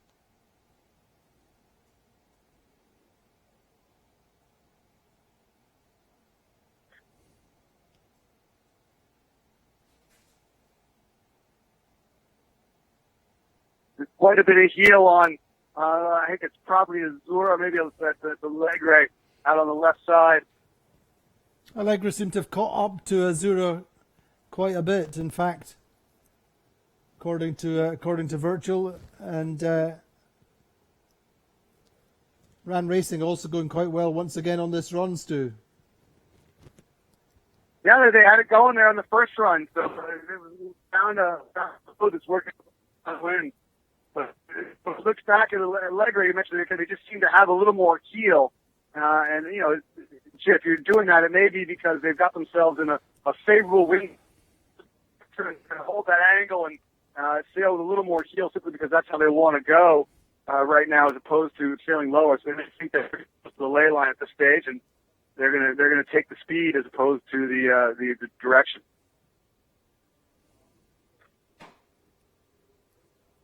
Got a couple of South Florida's finest power yachts here crossing the course. Andy, I think they're going to come into your picture very shortly.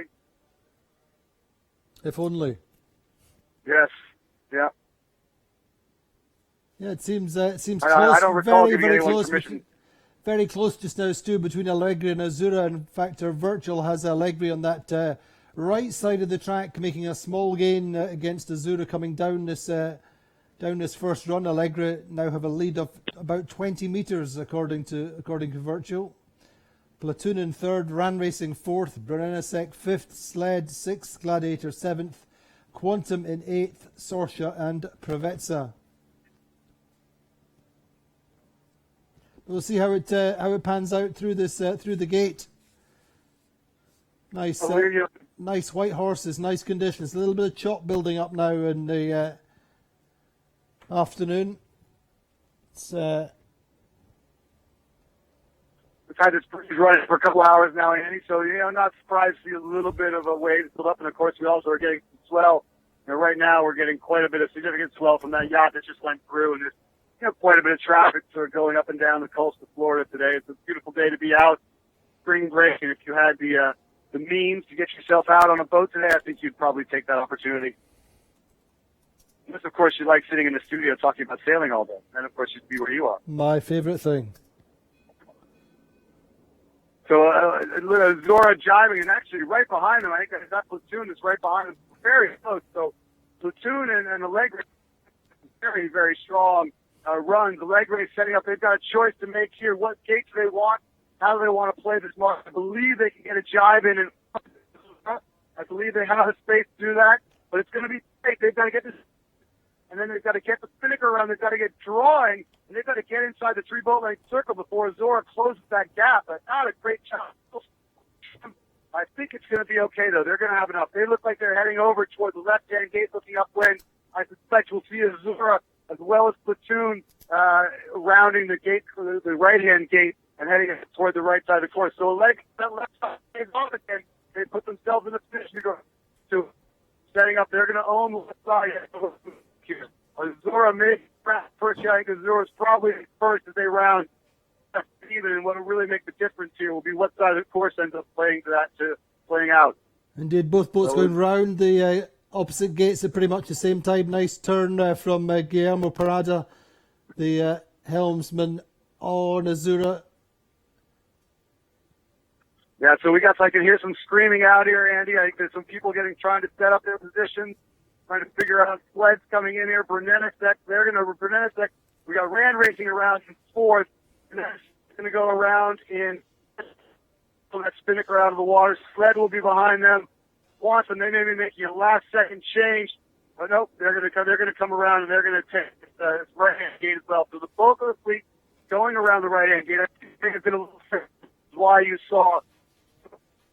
I'm sorry, front of them, because that left-hand gate's a little favored, but that's the right side of the course. I don't too much of a disadvantage with sacrifice going around and pointing yourself at the wrong side of the course just to gain length there.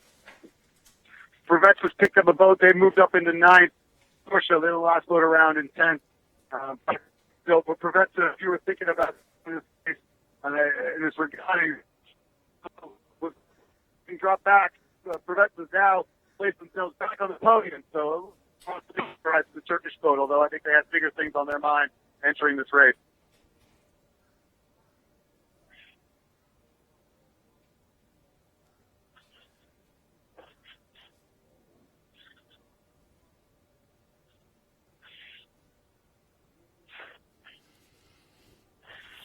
So the second beat, the last beat of the regatta, Azura back in the driving seat, just ahead of Allegre, splitting tacks just now. Allegre on the left, along with Ran Racing. Question asking what the tidal state out in the course just now, Stu, and how is it affecting the fleet? Sorry, did you say what was the tides out in the course? Is that what you're asking? Yes. What's the tidal state just now on the race course, and how is it affecting the fleet? Yeah, I'm not entirely sure what the tide is here. There's not a tremendous amount of tide movement at this round here. What is discussed earlier is the fact that just anywhere from 3 to 5 really warm water coming out of the Gulf of Mexico, heading north along the east coast of the United States before it turns over to keep your home country warm in the winter and in summer as well. So that north of the current goes in about 5 knots, and so there's a significant amount of water. And if there's any current right here, probably goes south. Wouldn't expect tremendous variation, of course. And when you speak about the current impact on racing, what you're really looking for most of the time is a variation between the currents. If the current is steady across the course, it can rest out a little lay line to call and march. But in general, it's hard to get advantage one way or the other if it's steady. But where you do advantage is if it varies a bit out of current, and that means. Indeed, Stu. Yeah. So right. Low water was 13:30. And high water, 7:40 this evening.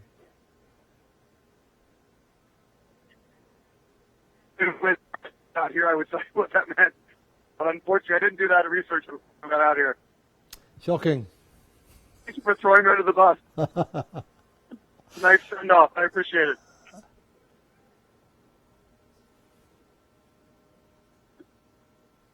So Bernenasek, I can see out here, Bernenasek is the first right boat.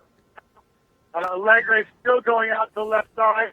It's sort of, they're not going to. Both of them like to be Bernenasek. A right shift comes in, pressure here, they can both themselves in short order. But it doesn't appear the rest of the fleet thinks that sort of thing is coming because they all seem to be favored the left side again.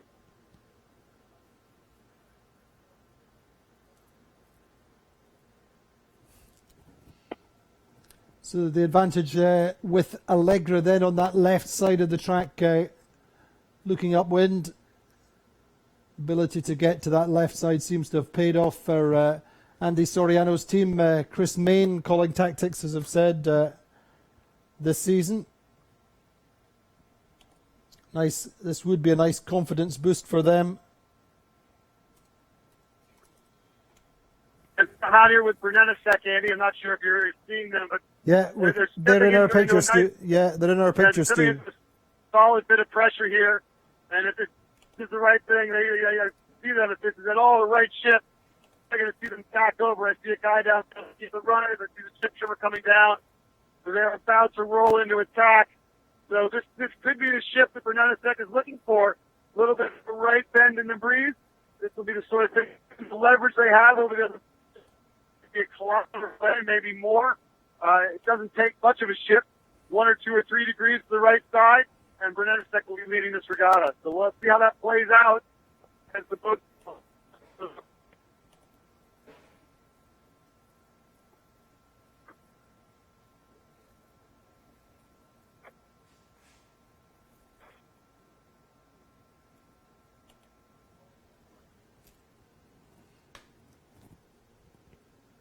So looking there at Allegri now with quite a comfortable lead on the boats on that left side.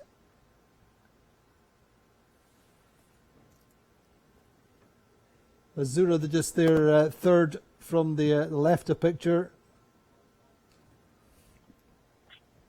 Yeah, I think Chris Main took your advice, Andy. He's not putting any caution into his game plan here. He is putting it out in the corner. He's going to go for broke here and win this race. And why not? After the regatta they've had to head back home with a win of the race, I think that would put everyone on the right frame of mind as they get ready for the Rolex GP52 World Championships in March. I believe that event's in Scarlino, if I'm not mistaken.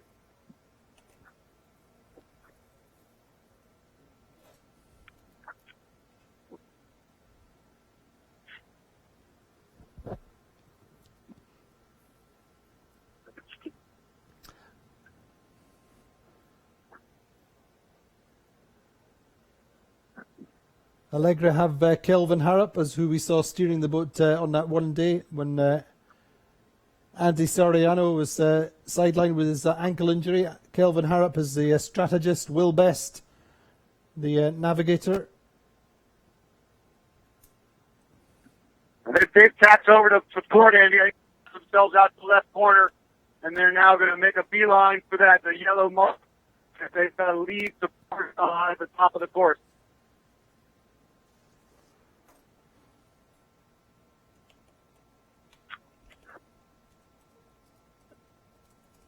As I look back over Miami, over the sort of the downtown area, quite a significant cloud line over that now. That's that. Yeah, we see that. That northerly front, and that's probably sort of passing behind us, and not too much, won't have much of an impact on the racing. This, on the other hand, sliding northward, and the front of this race. Certainly, you look to the north. There's barely a cloud in the sky, but she goes down to this point, and there might be a little bit of rain over Miami to free us when we get back to the harbor.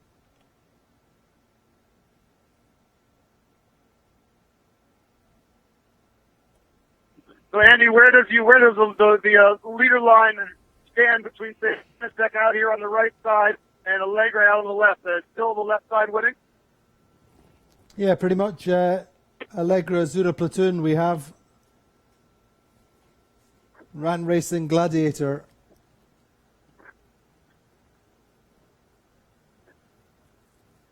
So I don't think Azura will be too concerned. In the meantime, Quantum down in 8th place at the moment. So Platoon looking good still for 2nd overall at this regatta. And if the podium remained the same as it stands just now, that Platoon would be the only boat to finish on the podium, which also was on the podium in Key West. It speaks to the level of this fleet. I mean, there really is not much Absolutely. between these boats on any given day. And, they all talk about sort of what boat is better in what condition, but I think the differences are so minute and there's so much adjustment that can go on. It's not surprising to see, a boat look good on one day and on not so good on the next day in the same sort of conditions.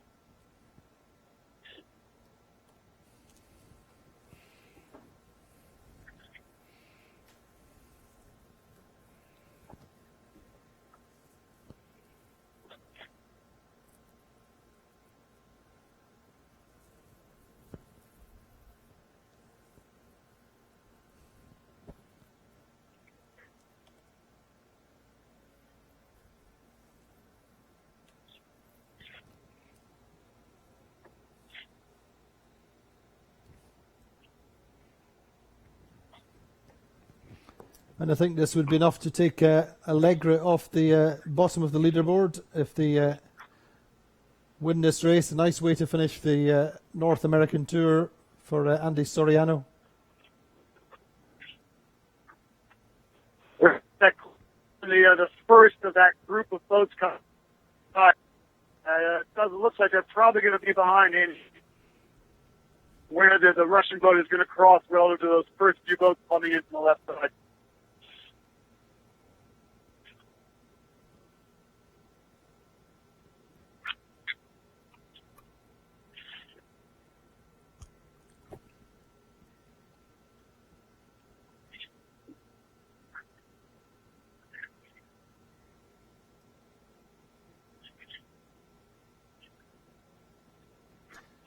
Meantime, Tony Langley's Gladiator going quite well in 5th place. Did not really profit on that right side of the first beat, and we're well down. They were second to last. They were 9th position round the windward mark. First time up, got up to 7th by the leeward gate, and taking another place just now. We're certainly battling with Brunendisek between 6th and 7th. So progress in the right direction for Tony Langley's team for Gladiator.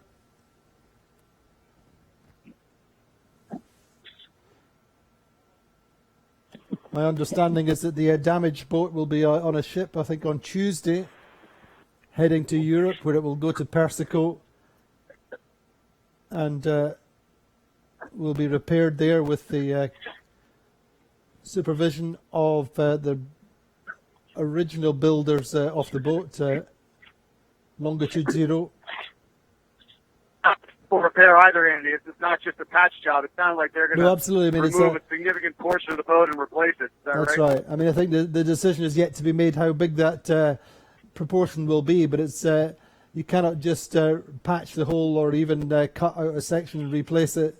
It's pretty much replacing the back section of the boat. As composite design, it's all sort of one piece. And, yeah. Right?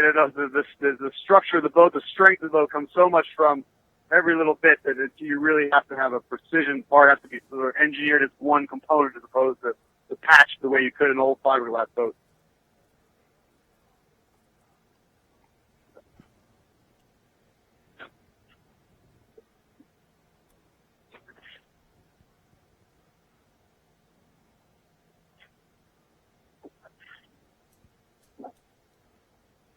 I'm seeing Andy down here, Quantum Racing, ducking behind Sorsha.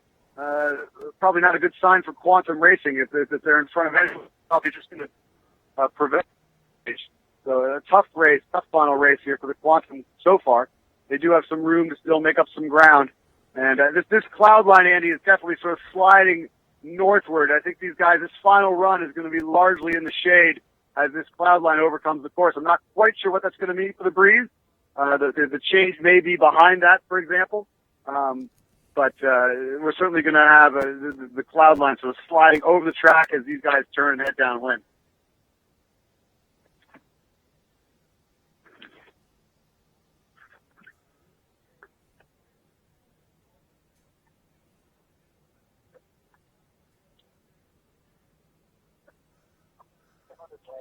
Of course, in the meantime, the cloud line providing some dramatic backlighting for the fleet.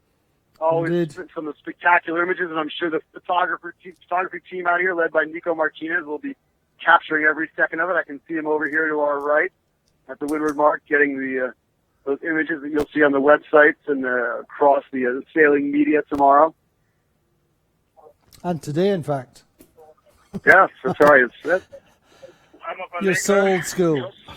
Tomorrow in Australia, Andy. Tomorrow in Australia. Exactly. You're so old school. This is the digital age. But when I get back and I get to cut and paste my newsletter together, Andy, they'll be ready to go. You're still using the scalpel and wax. Of course. It's nothing like the old art form. But let's get back to the thing at hand here. Allegre continuing to hold. They're closing in on the windward mark. They've got just a couple boat lengths left. Here they come. Very nice job. They've been able to sort of do what they've been unable to do all regatta, which sort of hold on to a good position. They haven't been exclusively in the back. They've had some moments up front. You can hear the sheets getting eased there. Runner coming off, chip shoot coming off, ran racing.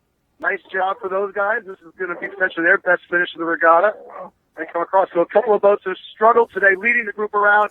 They're sort of very shy on the ley line, but I think they're going to make it. They'll be around in third. Steady performance to sort of lock up this race, and then just a slight lump up there by Guillermo Parada to get around the mark, and Platoon in fourth. Then we'll have a little bit of a gap back to the next crew. So Stuart, yes, just give us the roundings then at the windward mark. Yeah, so the windward mark will go right on the offset now. It's going to be Allegre heading downwind. Yeah. They've got the kite up, and then we're going to have Ran Racing in second, Azura in third, Platoon in fourth. And then Sled will come around fifth. Japanese boat showing you a little bit of its rudder there. Bernenisek will be sixth.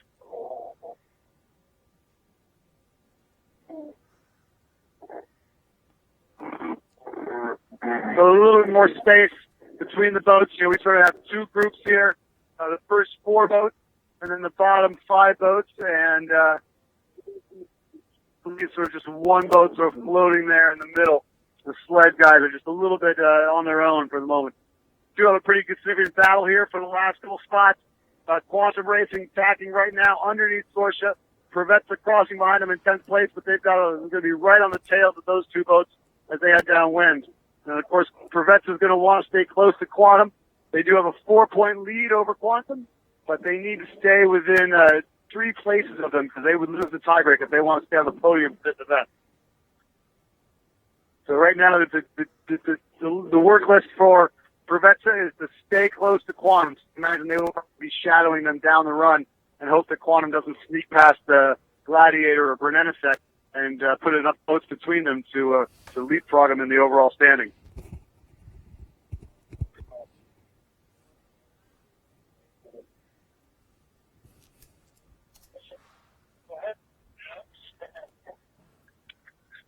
So I think we're going to get a little bit lighter, Andy, as we get down this run. This breeze seems to be down probably in more in the 10-knot range and probably fading as we go down the run, which is good news if you're behind. The lighter and shiftier it gets, the more opportunity there is to claw back a few spots. Not, of course, what you want to see if you're leading the race. You prefer a little more steady breeze and a nice quick ride down to the finish. But definitely quite a bit lighter looking at how the sails are setting up. This is sort of a different run from what we've had for the first 3 runs of the final day of the regatta. So Azura jibing away from the parade, as you call it, coming across to the left side, looking downwind, trying to find something perhaps. Moving away from Ran Racing and Allegre. Allegre carrying on down to the right with Ran Racing following them, then Platoon and Sled.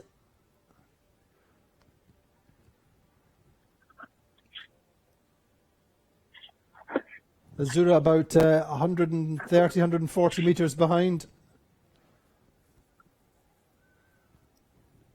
think that's a good move for Azura, Andy. As, given the way this cloud line is sort of spilling over the course, I don't think you can rely on the form guide we've seen for the first 3 runs. I think you've got to look at this with a fresh set of eyes and maybe decide there's a different solution than what we've seen for the first 3 times they've come down this leg. So, a couple of boats. If we could put on the speeds on the boats as they come downwind, we'll get a better idea. But Azura seem to be going quite well down this left side just now, but very difficult to tell on the virtual. Yeah, and they're gonna pop out of this cloud line maybe before they get to the finish. And if there's a little bit more breeze sort of on the other side, they're going to be in a good position to claim that. I can see a couple of the other boats have decided they're not going to let the Italian guys get away.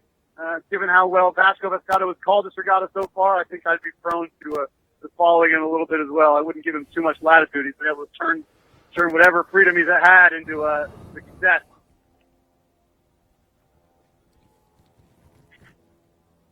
So back behind me, I see Prevetta and Quantum. They both jived pretty much right after the mark. They're heading down as well. So this is going to be an interesting run, and I think there's still a lot to play for in this leg. And I think with the way this weather is changing, we've got some numerous passing lanes opening up. Yeah, well, let's keep our eyes on Azura then as they come down this final run, heading towards overall victory as it stands just now in the Miami Royal Cup. Their first regatta win since Cascais in October. They won the final regatta of the season last year, in fact, with a scoreline which is almost identical.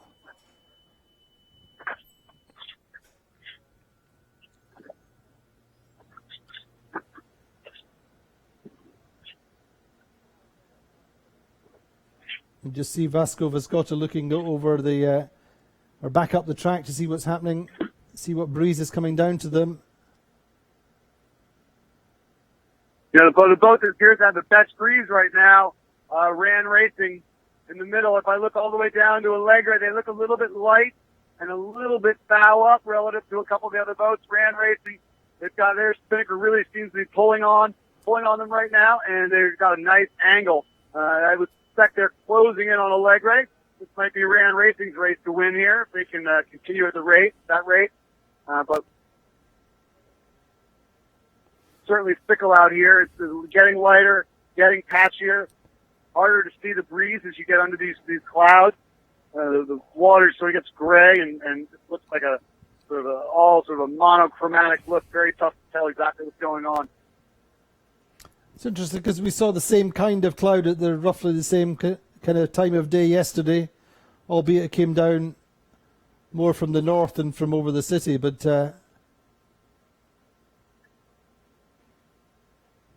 yeah, you're right. It's a similar condition. The Quantum and Prevetta back behind us, and I think Prevetta, while they're probably not happy with their position in the race, I think they're pretty happy that they can just sort of stay on top of Quantum and assure themselves a 3rd place overall. And now it looks like Azura's gotten light, Andy. I think whatever breeze they had over here is probably starting to evaporate. Ran Racing, Allegra looks like they've picked the speed back up. So those two boats once again appear to be in control of the race. Appear to be going quite well down there, working down somewhat sort of the center of the track. I wouldn't say they're too far on the left side, but they're certainly closer to the left side than they are to the right side.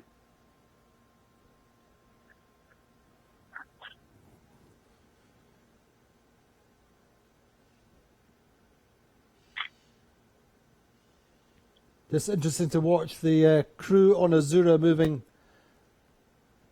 with the movement of the boat.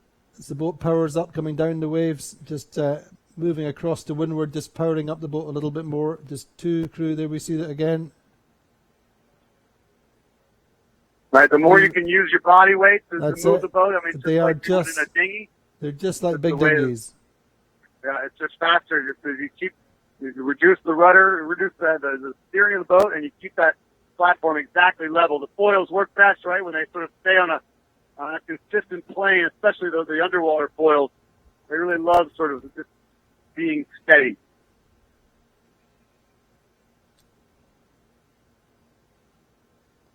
But as you say, the breeze has gone quite a lot lighter than it was early on. And Azura just dropping behind Platoon down this final run, according to the virtual. I think Rand Racing, once again, I think they look like they've got another shot of pressure down there, Andy. They seem to be sort of sliding over. Of course, my perspective has changed a little bit relative to the boats, but they do seem to be powering past the leg ray right now. Faster, maybe a little bit lower, and just overall, I wonder if Virtual now has them in the lead. Not quite yet, but they're about 10 metres behind Allegri. Yeah, they really had a nice run. Ado Stead just picked the perfect line down the track here. He's really put Nicholas Denstrom's boat in the right spot, and they're really benefiting right now. Little tear there on the kite on Azura. Not in a high stress area just now. I don't think I'll be giving them too many concerns, but they will be set up.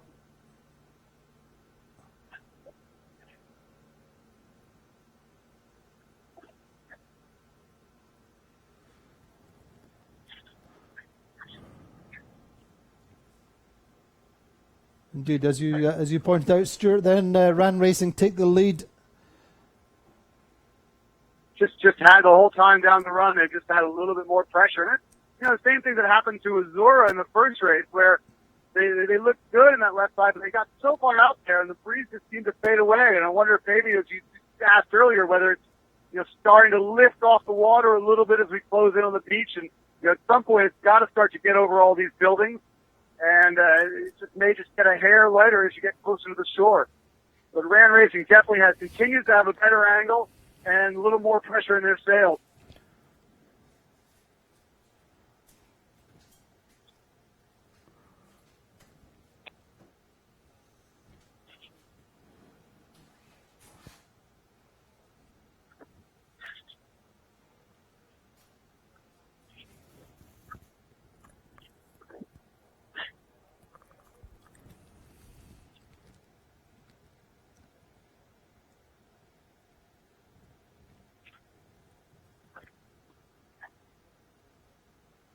Way back behind us, Andy, it's not exactly in your camera shot, but there's a really good battle going on between Regatta and Quantum Racing. It may be the battle for last place in this race, but they are sort of neck and neck and right next to each other and just battling. Terry Hutchinson and Tony Ray have been battling against each other for probably 30 years, and not the first of these battles between the two of them. So there's one boat right now. Stu, one boat between them just now. Or their Gladiator was calculated to be between them in terms of a distance to finish by Virtual, but should be okay for Preveza. Preveza close enough to Quantum, as you say, to hold on to third step in the podium.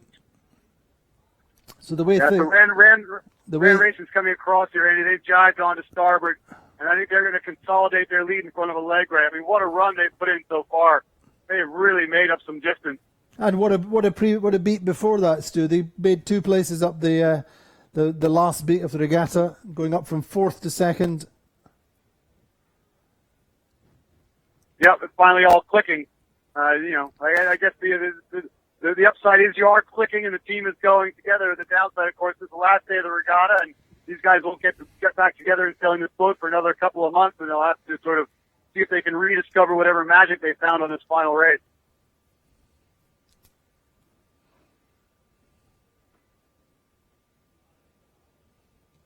But certainly for Rand, Rand finished with 2/6 in Key West, so finishing with a win, as I say, with the long break into the middle of May before we race again.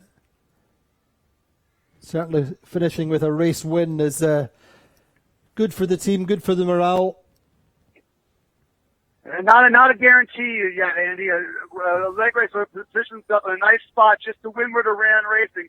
They don't have a lot of runway to sort of get down and blanket Rand and get over the top of them, but it's certainly a possibility. Both boats have 1 jibe remaining to get to the finish line. Rand's the inside boat. They have control of the situation. But the rules here get fairly complex based on whether or not the boats are actually overlapped and whether or not Rand Racing sort of breaks the overlap, and then the other boats have to jibe. Right now, Rand Racing right underneath the leg race. So if this holds like this, Rand Racing will have to jibe as they get toward the lay line and lead back. So very, very tight situation. Both boats are going to start soaking very low here. I think Rand Racing thinks they can soak down and make the mark. Right now, it's Rand Racing by about a couple of feet. Leg race looks like they're going to come out of the wrong time. This one, Rand Racing rolling into a very, very slow jibe. Very tight still. Very, very tight. Rand Racing, they're going to come across the line here. Oh, boy, I can give it to Rand Racing, but if it is, it's just by about a meter or two. Extraordinarily tight finish. Yet another one. We've had so many of those in this regatta. Platoon Racing, they will take third and claim second in this regatta. Nice event for those guys. And here comes Azura. Yep, you can see that tear in the kite. It didn't end up making a major impact on their race. They'll take fourth and claim the win and the overall series lead. Very strong regatta for the Italian-Argentine team on the blue boat. We're going to slide over there, I think. I'll watch the rest of the boats coming in here. Looks like Sled setting up for a fifth place. Gladiator might sort of come out with a sixth. Not sure what happened to Bernenetech. They're way back. They're probably going to be 10th at this race. They're jiving right now, but they've got a long way to go to the finish. So here comes Sled across the line. Of course, we are right now. We've got our camera on Azura, the winning team. Quite a strong regatta for those guys. Sled is now just about to cross the finish line, Andy. They will claim fifth. I think Gladiator will get sixth. Quantum is setting up for seventh, so that could be tight. Hard to see from this angle. We're directly downwind of the finish line, but I do think Gladiator will take sixth. Quantum seventh, Preventa eighth, Sortion ninth, Bernenetech, another tough race for those guys. They're going to be in 10th.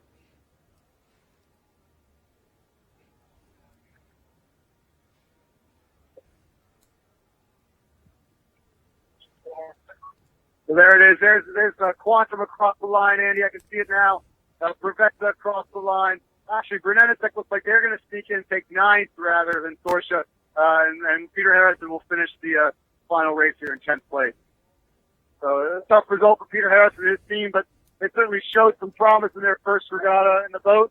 I think they've obviously got a pretty significant work list of both things they want to do to the boat and areas they want to look at and see if they can improve before the next event. But certainly plenty of potential on that team as they look forward to the rest of the 52 Super Series season.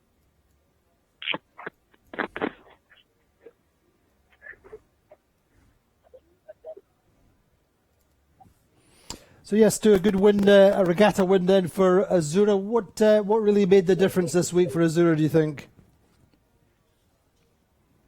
Well, that's always a tough call because you can look at it and they look like they're always in the right place. Of course, speed is smart, but I really think that Vasco Vescato had an outstanding regatta calling the wind shift, and I'm sure it wasn't him alone. Working with his tactical team on the boat, I'm sure he had a lot of help. And of course, the boat was going well, and they avoided any major crew errors.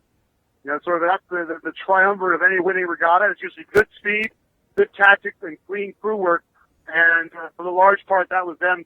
That defined their regatta. They didn't make too many mistakes, and they always seemed to be in the right spot. So really strong performance. So, like anyone who's followed Vasco Vescato's career, whether it's in the 52s or the far 40s, knows that when he gets hot, he is an extremely talented sailor and extremely difficult to beat. Certainly it's going to be interesting to watch them in Scarlino. Certainly, yeah, for sure. The form team for the moment. See how Quantum Racing come back, how they regroup after this regatta. They'll finish in fourth.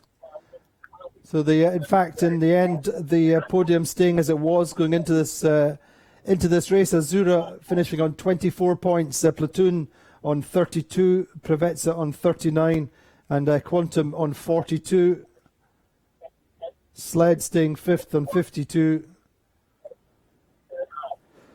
So moments to savour for the Azura team. Did not have a good regatta in Key West. They finished in fifth place. Gladiator then finishing up in sixth, I think.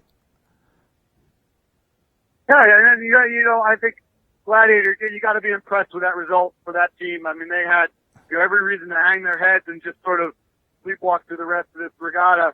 after that new boat got taken out in the second race, but they put their heads down instead and put their nose to the grindstone, got the boat going, and sailed quite well. A second in the race, one of the races yesterday, really shows them they still have some potential in that red boat, and that they can do it. They can hang with these guys. And even that last race there. It kind of almost sets up a quandary for Scarlino. They're going to leave the red boat here, which means when they go to Scarlino, they're back to the learning process with the black boat, assuming it's ready.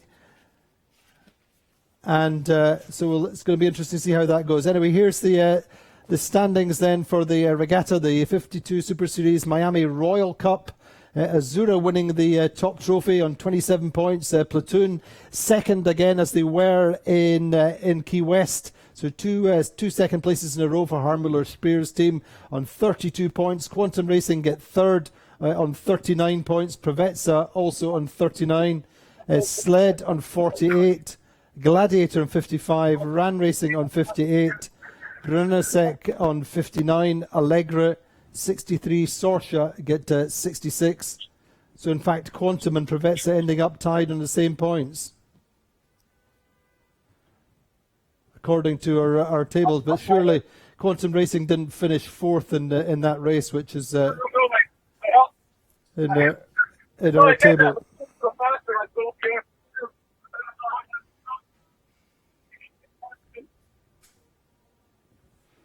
So we'll have to review that. It'll be updated on the website, but there's no mistaking Azura,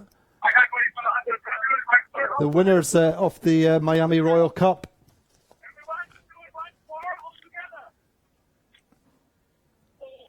So some very happy sailors.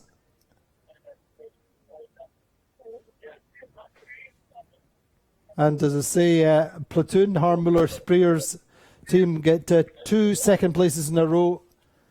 And very definitely one of the form teams made some technical changes to the boat over the winter season, bolstered their team, the afterguard, and strengthened their team, and that's made a difference for them.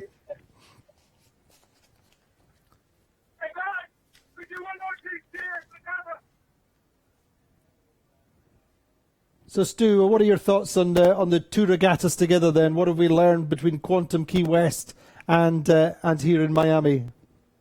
Well, I think the first thing we've learned is that this is a really even fleet, and the competition here is incredibly intense. And anyone who thinks that these regattas are sort of decided before they go in by either the money spent or the strength of the respective programs, you have to just look at the results and the way that we had just one team on the podium, one team on the podium in both events, Armed Spears Platoon team. So extraordinary racing. Really was a joy to watch these boats sailing around the track for 2 weeks in Key West and then up here in Miami. They are such just beautiful machines, and the racing was really tight. You really see sort of at the top of their game what can happen. It's never a lead is safe, and never anything that no one's really out of a race unless something really extraordinary goes on. So pretty remarkable sailing. It's been a fabulous week, and glad the race committee got the 9 race thing. At the time, that seemed like a bit of a stretch, but they really did an outstanding job. Well, Stu, thank you very much indeed for all your hard work on the water at both regattas. We will certainly miss you in Europe, but we look forward to the racing in Scarlino in May. So, and a very warm thanks to all our viewers, all our supporters who have watched over the last 3 days. We'll be live again in Scarlino in May. So do join us again then for the 52 Super Series. Fantastic racing. And thank you very much for watching.